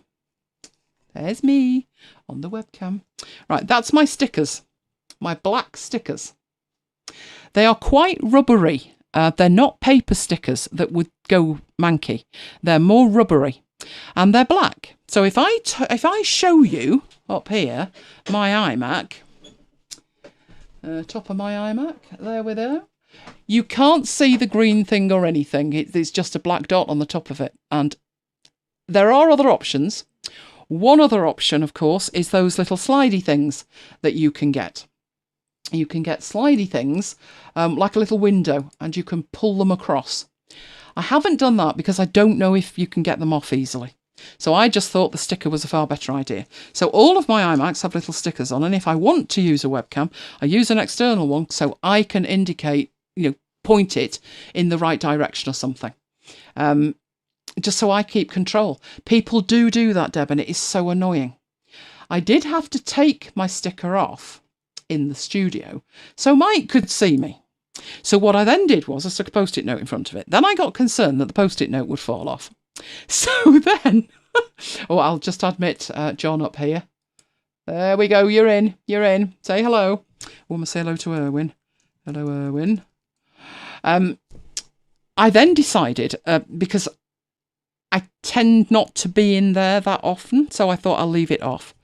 And then I realised I needed to put something on that machine, and I ended up putting a cardboard box in front of it. So when Mike went in, now it was a flattened cardboard box, it was an unassembled cardboard box. Mike went in, he said, is there a cardboard box in front of the monitor for a reason? So I went, yes. Oh, it's crazy living here, but hey, it's fun. So, that's what I do with it. So my sticker's half off in the studio, but I should be putting it back down. I just like to control which camera I'm using for quality. It also affects the lighting. And the other thing is, like Deb says, I just find it so rude when people turn that on. And people say to me, oh, but it, seeing a face. And I'm like, yeah, no, that's not happening. Unless I decide it's happening, and it doesn't happen often. Let's say it doesn't happen often. So that's what I do with it. So we've got a room full of people. So let's have a look what we can do in here. Well, you can see that it's recording. It's recording automatically at the top there. You've seen me unmute and mute. You can also see how many audio devices I have. It's frightening. All of these are audio devices that I have on my system. That's because of all the work I do in Audio Hijack, and you saw that earlier tonight. Most people don't have more than 2 or 3. You've also got your video options. Now you can see in here as well that's my FaceTime camera built in. I also have this virtual camera, and I've got my HD Pro webcam. What's fascinating with that is I actually have 2 of them. Only one of them's plugged into this one though, so I could switch to that and then start my video. Now it needs to go to the settings, so I'll go to the settings, and hopefully this will actually work because I haven't done it before. So camera settings, and it wants me to give it permission to use the camera, so I'll do that. Oh, now it'll have to quit. No, that's not going to work. I'll have to do it later. But that's how you would do it. You need to give it permission and then reboot later. So I'll stop the video because that's not going to work. We'll do it later. Right, now the thing that I do a lot of is I would share my screen. Now I can invite people, I can manage my participants, though there's my management of participants at the top up here. I could unmute people, don't worry I won't. I could turn your camera on, don't worry I won't. Right, again, I think that's ridiculous. I'm with Deb. It should be illegal, that. I'm loving the idea of the stickers all over the LEDs as well. Some of those are so bright, it's frightening. But the huge thing in here that I really love is the share screen. Now, if I click on that, you've got one participant can share, multiple can share, advanced sharing. I just want to share a screen. So what I'm going to do is I'm going to hit share a screen. And it's going to be quite meta if I share screen 1. But what you can see here is screen 1 has a 1 on it. And I can tell you, but not show you unless we switch. We can switch? Yeah, we can switch. Okay. So that's screen 1 that you're looking at up there that you've already seen. This one, screen 2, and that one is screen 3. So that's what they look like when you come to share it. So there's a big number on them, basically. So let's get back to my iMac. And there was all my text, so let's get rid of the text. I've got far too many apps open. The powerful thing with this is when you come to share a screen, you've got your desktops. You've got desktop 1, 2 and 3. If you've got one desktop, it will say desktop 1. If you've got 2, you'll have a second one. If like me, you've got 3, then you'll have that as well. You also have in here, if I scroll down a bit, there are certain windows that it can share. So we saw VLC before. You saw all of my audio hijack settings before. There's Wirecast. My messages was there, but I've just closed it. Facebook's open. I've got all sorts in there. We'll start off with a desktop. So I'm going to share my main desktop, which is desktop 1, and I'll hit share. At that point, we should see, Mike, what's it doing? The green thing's gone. I was going to show you the green thing. Will the green thing come back? Ooh, the green border's disappeared. Have you enabled recording? I have. Oh. Maybe that's the thing to do then. Normally, that's where you see this green border. It could have disappeared because I'm doing a recording, but it was there this afternoon, I can assure you. Now, you can see what's happening here. This is lighting up because there's something going on in the chat. So I'm clicking on the chat, and that opens up my chat in a little window. Whee, are you sure you can just enable the cameras of people? It might prompt at the other end. It might do. But seen as though you can remotely tell it to enable a camera as soon as you attach, maybe not. So do you want to volunteer to do that? If I try to enable that, let me know. Let me know. You should always cover it up. I'll put a potted plant in it. I could do it with you, couldn't I, Mike? We're having a bad hair day. Enable his video. He's got a funny colour. Right. No, the interesting thing in here is I'm sharing that now. So that's my main screen. But if I go to new share, so I come out of that, the power of this is in the other 3 things that you can share. A whiteboard, your iPhone or iPad via AirPlay, or your iPhone and iPad via a cable. That is amazing. You want to try doing that with some other systems. Black art, to say the least. We'll start off with the whiteboard. So you click whiteboard and you then say share. And you actually get a whiteboard. And you've got your participants here. So there they are. Can we do a mute on entry? Allow to unmute. Allow to rename. Yeah, we can do that. Lock the meeting or put you in the waiting room. Yeah, so that's there. But what you've got here with your whiteboard is a range of tools and the ability to draw and generally play around. So we've got a draw option where you can squiggle. So we can do squiggles. You've got a draw option where you can do a straight line, where you go from point 1 to point 2. Beauty of this is it works like most graphics apps. If you hold the shift key down, it snaps. So if you wanted it straight, you could do that. There's the first bit, hold it straight. There's another bit, we'll have that at an angle. There we go. You can do that. You can also erase this thing. You've got the ability to put stamps on. So if you particularly like something, you can stamp it. You've got the spotlight option. So you get your laser pointer and move your laser pointer around. You've got an eraser to erase stuff, including the stamps. You can change the colours as well as changing the line weight. And if it's font, you've got bold, italic and 24 points, etc. You can undo and redo, and you can clear. It's great, though, that you could actually go in here. Let's do that, but let's do it with a yellow and put a highlighter over it. Not quite over it, but we'll put it over it like that. And you can save this. So if you hit save, it's automatically saved it. You hit the show in Finder, and there's the whiteboard. So there's the copy of the whiteboard, so you can even save it, which is just amazing. That's fantastic. It's very, very good for meetings. I can certainly tell you that. Now, if you close the whiteboard down, and you think like, I don't want to share that anymore, that's gone. You might think, didn't want to do that. Now I want to go back into it, and now I've got a problem. But if you hit to share the screen and go back to the whiteboard and reshare it, the stuff that you already had on it is there. One of my favourite features with this is normally when Mike and I are talking about stuff, and admittedly we're face to face for the foreseeable future whilst under house arrest. But generally speaking, you may want to discuss something. So the first thing you're talking about, and you've got a whiteboard for it, and then you want to move on to something else, and you don't want to delete your whiteboard. At the bottom of the whiteboard, you have an option to add another page. And as soon as you tap it or click it, you get page 2. So this one then is page 2. So let's put on there, page 2. And of course, you can format that in any way you want to as well, using the same options, but we won't have it pink, we'll have it green. And you can then add page 3 and page 4 and do what you will with it. You can then save that in the same way, so hit save, show it in the Finder, and what you now get, even though there's no content on whiteboard 3 and 4, you still get them as being blank screens. So it saves all of the whiteboards that you have. You can also see here, I've got recordings, so it's using that folder there, but these are Zoom files and they're being recorded. So there's your whiteboard. And you can clear your whiteboard if you want to clear your whiteboard, but I'm going to close my whiteboard down. Right, so let's have a look at the other stuff it can do. Right, let me get an iPad and find a cable.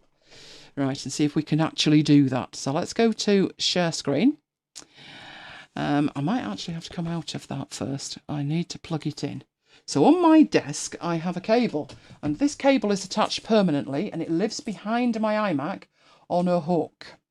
So it's a USB-C cable, so it's only going to work with my iPad Pro from 2018, but I am plugging it in, and it's upside down, but I'm not going to worry about that. Okay, right. I need to unlock it, and I need to put in the pin to unlock it with. And then I need to get rid of it, and I'm on my screen there.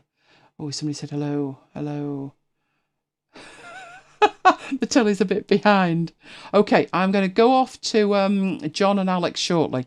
But first off, I'm going to try and share this iPad and see if it likes that. So iPhone or iPad via cable. Let's see what it makes of that. So let's hit share and see if it can find it. Bring your shared window to the front. Well, where did you put it? Oh, it says it can't use it. Okay, I brought that on. It says it can't use it. I have absolutely no idea why. My iPad is called Geronimo, so it's found it, but it can't use it. So I don't know why. There's always something, isn't there? Let's stop the share. Maybe it needs to be plugged in before you...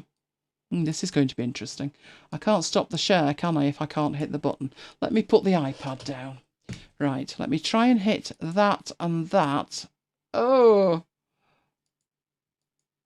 I managed it. Right, I don't know why it isn't letting me use that one. I'll try a lightning one at some point. Can I do that now? Happen to have a lightning cable here as well.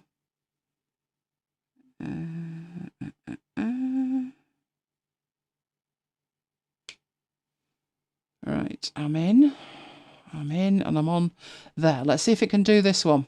This one's shared with a lightning cable. So let's see what it makes of that. If it can't do that, I'm going to leave it alone. No, it's still saying Geronimo. I need to press trust somewhere, and I don't know where, because it's not showing on the devices, and the other one isn't showing at all. So now I need to do that and try and get out of it again. So I'm not sure why that isn't working right now. It worked before. Mike definitely had that working. Probably because we've got a room full of people. I've no idea. But we'll sort that out. It does work. I've seen it work. Right. Okay. So John and Alex said it's okay to try and turn their video on. So, guys, I'm coming over here. And I do indeed actually have to ask you to start your video. So I will ask you to start your video and we'll see what happens. Hey, hello, John. I can see you. You are waving. Excellent. And we've got a picture of Alex. There's Alex. Hello. Hello. Now, what I can do, oh, there's a dog. She's adorable. Or is it a he? I will unmute you, and you can say hello. I have unmuted. Whether you need to unmute. Hello. Now, obviously, I can't hear at the minute. Got no sound. Let me turn my sound up. Right. Let's say hello. Maybe I'm a little bit behind because you can't hear me, can you? Okay, let me do that. Right, I've unmuted myself. You should be able to hear me. Maybe twice. If you've unmuted yourself, say hi. Let's see if we can hear you. Have I got my speakers on? Oh, give me a minute, give me a minute, give me a minute. I think my speakers are off. They were off before. Let's have a sound. Yes, I've got you. I've got you. Whee. Hello. Hello. We've got this. It's very echoey, but hello. Good to see you. Good to talk to you. Brilliant. It works. Oh, there's a cat. Look at that. Beautiful. And we've got a dog here as well. Hello, Alex. You were about a minute behind on the telly, so it took me a minute to catch up. Is that a jackapoo? No, it's a poo. It's a poo. It's not a jackapoo. It looks a little bit like Ollie. Our jackapoo. Oh, gorgeous. What's he called? I missed that. Her name is? Hashtag. That's genius. That's fabulously genius. I love that, Alex. Yes, we did manage to see a... let me get that down a bit. We did manage to see your screen share, John, so that's fantastic. So it's all working. Hello, Erwin. Good to see you too. This is amazing, isn't it? I'm liking this. It's fabulous. I'm waving, but you can't see me. But that's great. So it works fantastically well, doesn't it? If you're in the chat, some of us are very shy. If you're in the chat, say hello to the people who are up here. That's amazing. So it works really well. We need to sort out why the iPad's not working. It's something to do with the trust issue. But I'm sure I've given it permission, so we'll have to see. It's amazing to see you guys. Have you all been before? I know Alex has, and I know Erwin has. Have you been with us before, John? A couple of times. Excellent. Excellent. Are you enjoying yourself? Good. Good. That's fantastic. So we've done the chat, we've done the video, we've done the muting, we've done the audio, we've managed our participants, and we've got a recording as well. Can't say fairer than that, can we? I'm going to end the meeting now, but it is amazing to see you all. That is fantastic. I think we should do this again during our house arrest. Yeah? It did ask me for permission when you... Okay, so it does ask for permission. Yeah. That's good. That's good. I don't understand then why it gives you the option to turn people's video on as soon as you join, because I've never been asked for permission. It just automatically goes black at my end. That's something I shall look into. I will look into it. But what I'm going to do now, I'm going to end the meeting. So good to see everybody. And I'll see the options that we've got for recordings and stuff. So fantastic to talk to you. We'll do this again. We'll do this again. Right, so I'm going to end the meeting. End the meeting for all.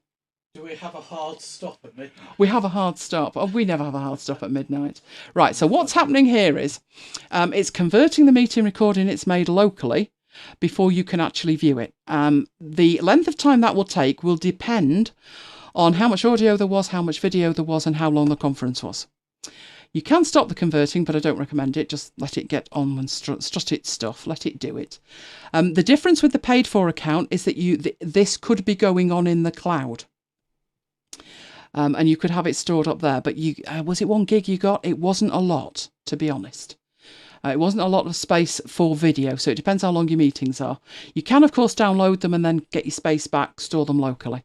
But we'll let that strut its stuff, and then I will show you the video that it has made. Obviously, there's nothing to stop you doing exactly what I'm doing right now, which is also record the screen. But if you think about it, what you'll get from Zoom is the meeting as it was. What you'd get locally is what was on the screen that you are recording. Now, that's why when you think about local recordings, you may need to think about ScreenFlow over Camtasia, because ScreenFlow can record multiple screens, not just 2. As many screens as you've got, ScreenFlow can record it. So that's a consideration when you're making your decision as to which one to go for. However, we're into March. It could well be put back because of the world situation we find ourselves in. But Camtasia have already said that Camtasia 2020 is on the way. I don't know if that will let you record multiple screens. My old solution for recording everything that was going on was having multiple applications to do it. So until the last version of ScreenFlow, I used to run Camtasia to record 1 screen, ScreenFlow to record the second, and Screenium to run the third. And that was how I got multiple recordings. It was a pain to try and piece them together because obviously they were all different formats, but it was the only way to do it. Paul likes this. I think what we're going to do, Paul, we're going to do more of the Zoomy things, I'm thinking, where we can see each other too. And we love the idea as well that Kim started with putting your profile up there. And I think that's a fantastic idea, Paul, that we'll have a profile section or something, or a get to know you. We'll put that up there. And then hopefully, Kim, you can put your thing in there. That would be amazing. So, right, it seems to have done that. Hopefully, at this point, it opens up this. It's just doing it on the wrong side. And you can see there is my MP4.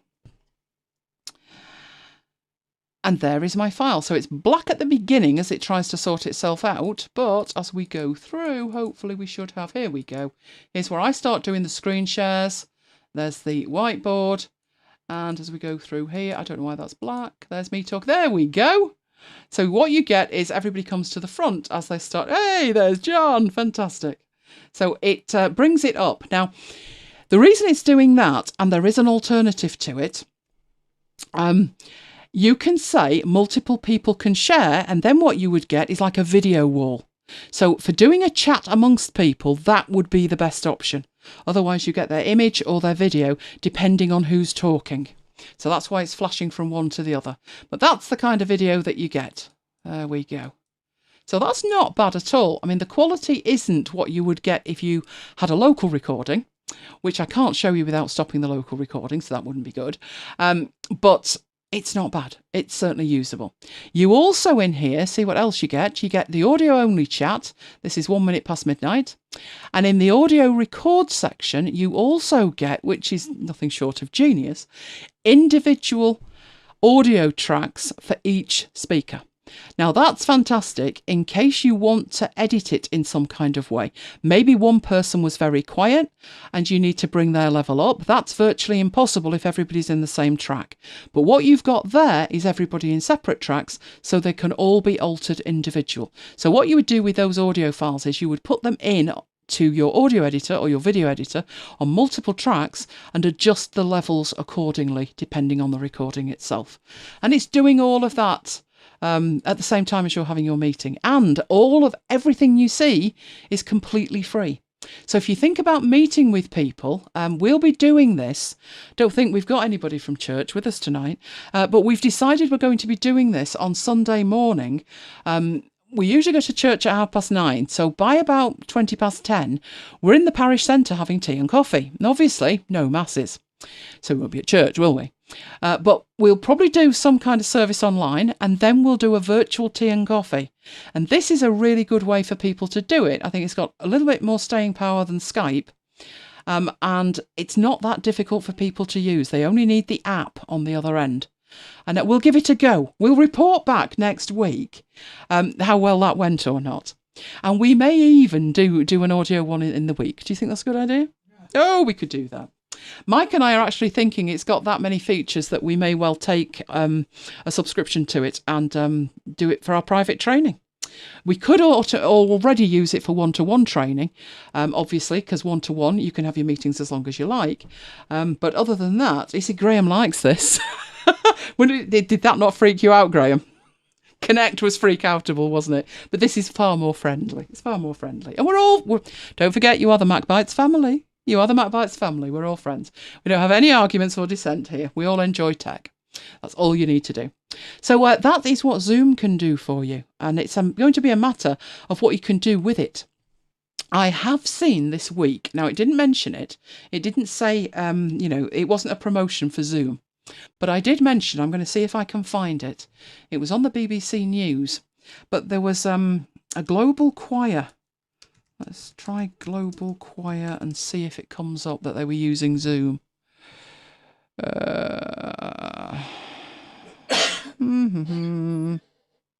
No, I'll tell you what I'm going to do. I'm going to put global choir COVID. See if that comes up, COVID-19. That looks like it. That's the one. Yeah, Positive News. What a fabulous site. This was on our BBC News locally. And what it was a gentleman, this guy here in the top left corner. He's a conductor of a choir. And he has a choir that he trains. He goes out and he rehearses with them locally. And obviously he can't do that. He got contacted by somebody who thought it would be a good idea if he created a global choir. And everybody did it on Zoom. So that's what Zoom looks like if you say everybody can share their screen at the same time. They all had their webcams on, and I think they did John Lennon's Imagine. From memory, I think that was definitely one of the songs they did. But this is the story. So if you can find that, Mike, it's at Positive News. I just think that's fantastic. Fantastic. And remember, everything you saw tonight was completely free. The only bit that you would get extra, apart from management options and stuff, is just the ability to run with more than one other person over the 40-minute mark. But certainly for sort of tea and coffee and stuff, 30 minutes, probably long enough. But I just loved that story. It was amazing. And if the video's there to watch the video. Because one of the guys said, I'm loving this. I can't sing a note, but it doesn't matter. So there is some positive news coming out of the fact that we're all under house arrest. Right, okay, let me get back in and do a wrap-up. Oh, we've got the unboxing. We've got the unboxing, Mike. This was something special for Mike. Shall I unbox it or will you? No, you unbox it. I'll unbox it. Right, so to unbox it, we need to go into there, come out of there, and share the video camera. So I've moved the computer so we can see it, so you can see the desk. And I'm attempting to get that across. Right. Do you know I still have an iPod sock? It's not an iPod in it, mind. It's the remote control for my speakers, but I keep it in an iPod sock. Right. I'm going to move my keyboard. Pass me the box, Mike. The one off the top. The one off the top. Don't break your neck on the cables. Let's move this back. So we've got some space. The box. I'll do it upside down. Right, there we go. Oh, that's heavy. That is heavy. It's not tech.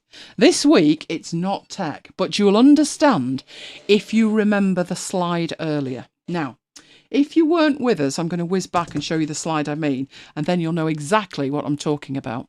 So let me get back to my navigator, and it was the week at MacBites headquarters. It was the bit that went on Facebook. It was this bit, and I said, Amazon are blocking non-essential items from warehouses. Oh no, there'll be no living with Mike. So, bit of a spoiler. What's in the box? Let's get back to there, come out of that.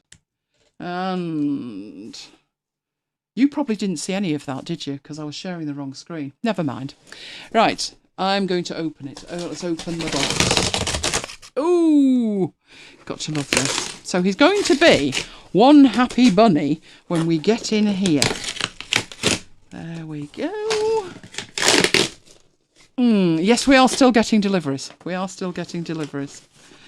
Are we marooning over the weekend? We were having a think about that.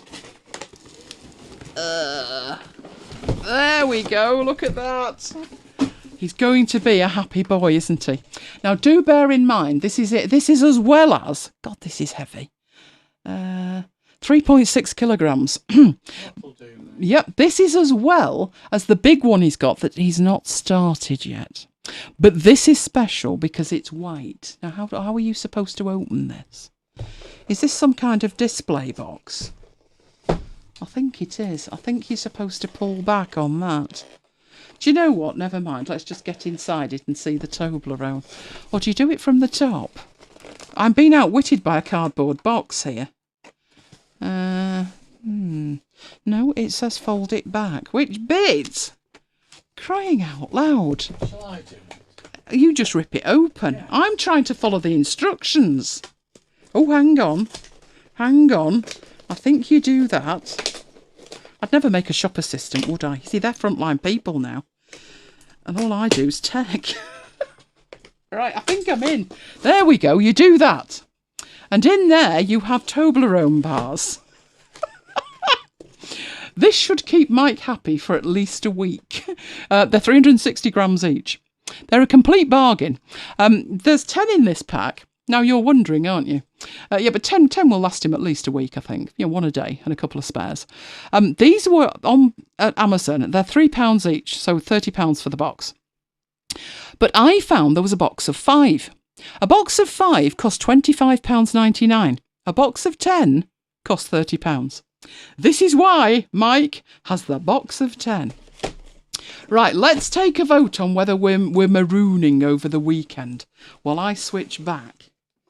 Can you deal with that? Right, let me get my keyboard back and then I can get to where I need to be, which is here. No, it's not. It's there. Oh, get in the right place, woman. There we go. Right. Our next After Hours is this time next week. Same time, same place. Would you like to maroon over the weekend? We did think we were going to carry that on next week. We've had a ball. We've enjoyed it. Obviously, we're just as marooned as you are. And you're joining us at MacBites headquarters while we maroon. So let us know. If you have no idea what we're talking about, I will mention it because at the moment, on demand, if you want to see the kind of thing we're doing, we've just been yakking away like mates in the pub during Marooned at MacBites headquarters. We started doing it last Monday. The recordings are available. Just go to macbites.fm and scroll down and you'll see the 4 shows that we've done so far. Tonight's show will go up by tomorrow. If you want to listen in your podcatcher, then you'll need that URL. We have had the devil's own job to try and make that more user-friendly, shall we say. Unfortunately, it's not playing ball because we haven't submitted this to iTunes. It's not like an official podcast, but that is a feed that if you copy that URL that Mike will put in the chat, now he's looking like, oh no. If you copy that and you go to the podcatcher of your choice, and say add feed, so add it manually, paste that in and you're good to go. It will download them all as and when they are released. Right, important question now. Kim's never had a Toblerone. What's in it? Toblerone is usually milk chocolate and in it, it has almonds and honey. I must admit, I was like never that keen. My mum used to eat it. She adored it. Mike loves it. So there's this milk chocolate one, but they've branched out, and now you can get Toblerones that are Toblerone. Is there Toblerone in it? The honey and the almonds in the fruit and nut one. So you can get fruit and nut and honey and it's like nougat in it. You can also now, obviously, as you saw from those, get white ones, which I must admit do look rather nice. So that's what's in it. It smells nice, let's put it like that. And Mike absolutely adores it, as you can see. So the only thing keeping us sane this week, isn't it? Okay, so we've got one that Paul's available. Did I figure out what happened with my keyboard? Yes, I did. Now, what happened with my keyboard? Let me think. What happened with my keyboard? How did I get it? I know, but how did I get it working again? No, I didn't reboot the Mac. No, I didn't. And I'd already tried turning it off and on again. It was the USB bus. So I think I had to unplug all the USB devices and do that. And I also did a forced restart of the Finder and it sprung into life. It's been fine ever since, touch wood. But I learnt my lesson and I cleaned Mike's second keyboard because it was filthy. And Mike now keeps it over there under his desk for me, don't you? He's smiling and eating a piece of Toblerone at the same time. Right, we will sort something out for the weekend then. Okay, if you have enjoyed tonight's show, and I certainly hope you have, give us a like, give us a thumbs up. It really makes a difference. You can get more news about my less MacBitesy stuff at elainegiles.com/VIP, and you can use that code to get to it. If you're interested in the more MacBitesy stuff where we're crazy and we do things like marooned at MacBites HQ, then go to macbites.co.uk/macbites-mail. We also have a Slack channel, and our Slack channel is nothing short of amazing. We are all chatting all week. In fact, I said to Mike, I don't know actually how you have time to work. You know, with Facebook and Slack, I have not got a thing done all day, and pretty much Mike was the same. It's a chat system with channels that works on your mobile devices and on your desktop, and you need to go to macbites.co.uk/Slack. And we always say it's where we're carrying on the conversation. And we like to say the MacBites people are our family. You are the MacBites family, and it's great, great fun. If you've got technical problems, post them in there. If you just want to chat in there. If you are going stir crazy because you are marooned, go in there. Let me get that thing back about when next week was. There we go. There's next week. Amazing, amazing. Good to have you with us, Kim. We're all going stark staring crazy, aren't we? Kim is amazing. She's into her 3rd week. It's a good job you're getting out with Kiva, isn't it? I can only imagine what people are going to be like after 3 weeks here. People heard the pubs were shutting tonight, and that was it. They're all out on a bender. Poor Boris. I don't think Boris has slept all week. Having said that, naughty Boris. I thought I'd put that up there. Now, where can I find that? I know, it's on my desktop. Okay, I'm going to whip out of that, and I would whip out of that. Right, I'm going to whip out of that and get an image up from my desktop.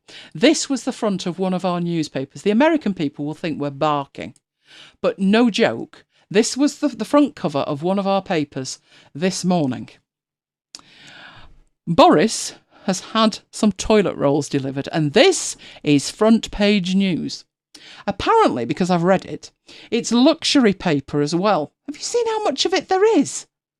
Now, there was quite a few comments about, yes, we won't go into what was actually said, but you can imagine that he might need a lot of it. Seriously, front of today's paper. This is what the world has come to. But this is kind of stuff that we talk about on Marooned, because we love it, don't we? We love it. Let's get back into there. Right, okay then.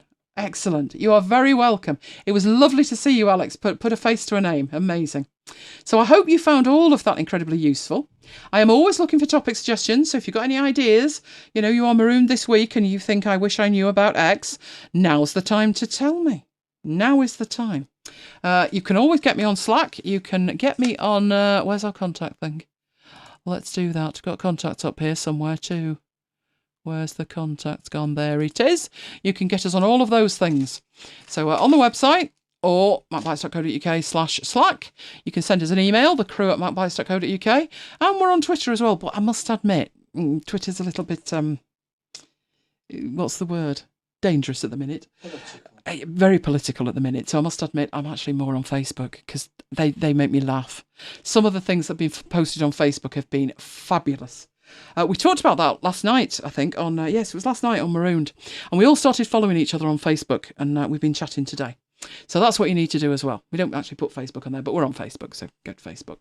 What is luxury paper? I believe, Kim, although I've never seen it, but Graham's quite right. Thicker, softer, and quilted.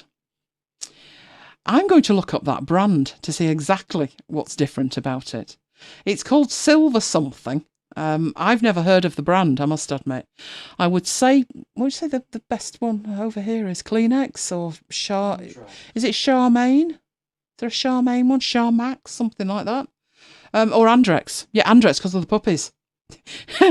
That was why I wanted a Labrador when I was a child. Because I saw it on the toilet paper adverts. This is shocking. It's shocking admittance. What we're saying over here at the moment is they should take them all off the shelves, ration them, and hand out. Don't know if you ever had this in America.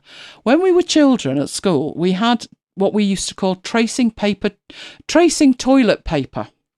Tracing paper toilet paper. It was like tracing paper. It was vile stuff. It was very thin, so you can imagine. Yeah. And yeah, it was horrible. It was scratched like crazy. And every school had it. Graham, do you remember this? Every service station had it as well. Yeah, every service station had it. So when it says luxury, and anything above this scratchy toilet paper thing was fabulous. So we will report back in the week on how toilet loo gate is going. Loo paper gate. What else are they out of this week? Pretty much everything, aren't they? What was left on the shelves? All the pasta's gone. But what's amazing is on our news channels, you're seeing all the shelves are empty. But they're also showing you video from Italy where it's 10 times worse than here at the minute. And they're fine. The shelves have got stock. Nobody's running around like an idiot. So I think this could be a very British thing. Having said that, I've seen some of those Costco's in America, and that's just scary. That's more scary than here. If you're on Facebook, join. You invited me, Alex, and I did. It's just amazing. They are so funny. I look at them, and obviously Mike is like downstairs or he's gone to bed, and he's like, "What were you laughing at?" But they're just too funny. There was one of a dog, and it said, "This is what happens when you leave your dog in front of the news channels for 8 hours." And it's come back, and the dog's dressed up in a hazmat suit. Fabulous. Love it. Eisel, that was it. Oh, it was horrible stuff. Green packs with a red cross on. Yeah, it did look a bit medicinal. It was horrible. And we had stuff that was worse than that. Oh, my word. It shouldn't be allowed. You think of kids today. I did see a picture on... It would be on Facebook again, and I think it said something. It was a packet of Eisel toilet paper, and it said on it, "Now you want me back." Now, somebody posted that on a private group of ours, and a guy came back and said, and I quote,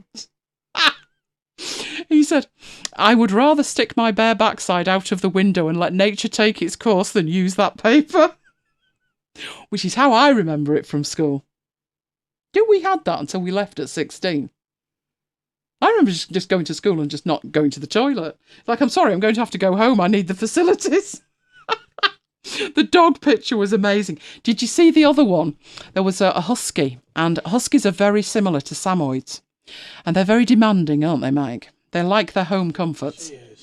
And there's this image of this husky, and the owner is stroking him, and the owner moves his hand.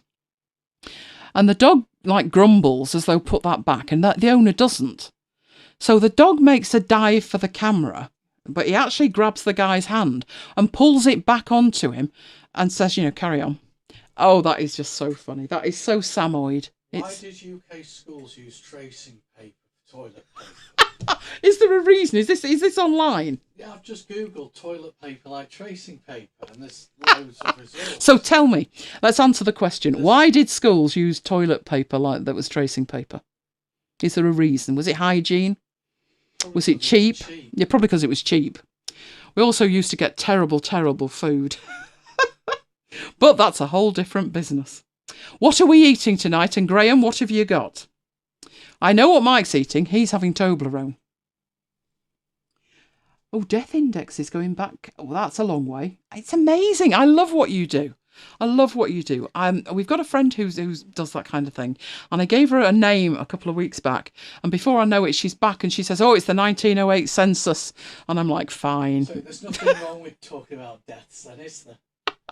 But that's like going back to your family. And I think it's amazing when you can say, "Oh, my great granddad did X." I know what my granddad did, and I know before him, so that would be my great granddad. I think he was a carpenter, a very, very good carpenter. But further back than that, I can't really go because I don't really know. Oh, a hot cross bun now. That's something different. How have you managed to... Oh, you've been out though, haven't you, Graham? We've not been out all week. So you must be the one in the supermarket. The fact they had some hot cross buns in is nothing short of amazing. So I'm impressed. Anything we've got's going to have to be something we've got in or Amazon have delivered. And as has been proved, you can imagine, we have not got any bread. But you all now know why. I'd have to sell my iPad to buy a loaf of bread, and that's not happening. But I will keep my eye on the price of it. I can't see it coming down anytime soon, but there you go. So I think mine's going to be fresh fruit, Graham, again. But I do have a secret supply of Magnums. But I'm going to have to eke them out now, aren't I? So there may be a Magnum involved, there may not. That's where we're at the moment. There might not be. But we're going to have to eat the fruit, obviously, because it's been there a week. It must have been. We've not been out since Sunday. When we run out of fruit, I don't know what I'm going to do. I bought 2 weeks ago, clever man. And a peanut butter sandwich on homemade bread. I'm lusting after my mum's homemade bread. She made the most amazing gluten-free bread. It was gorgeous.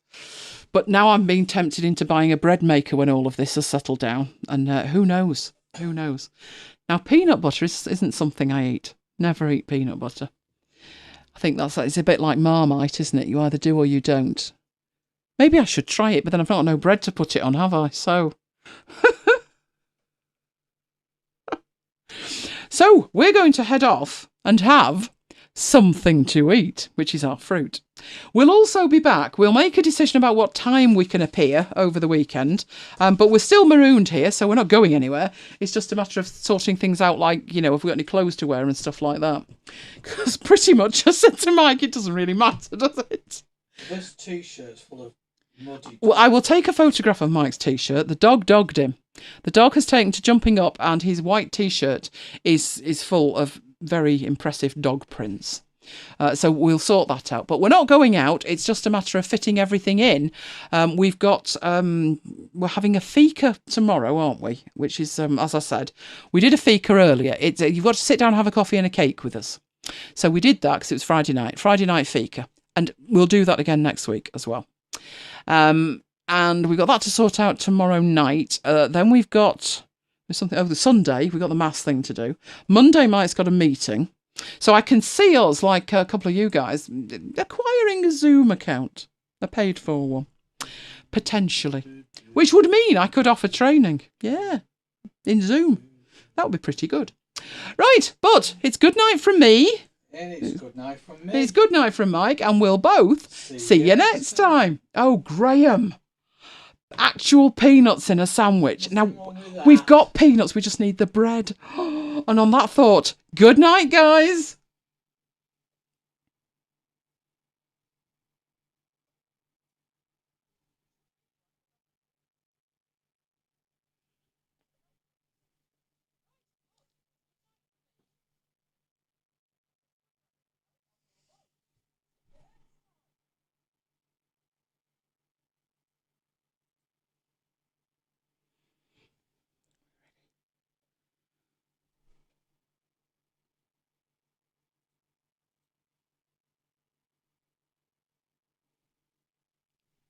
More chat.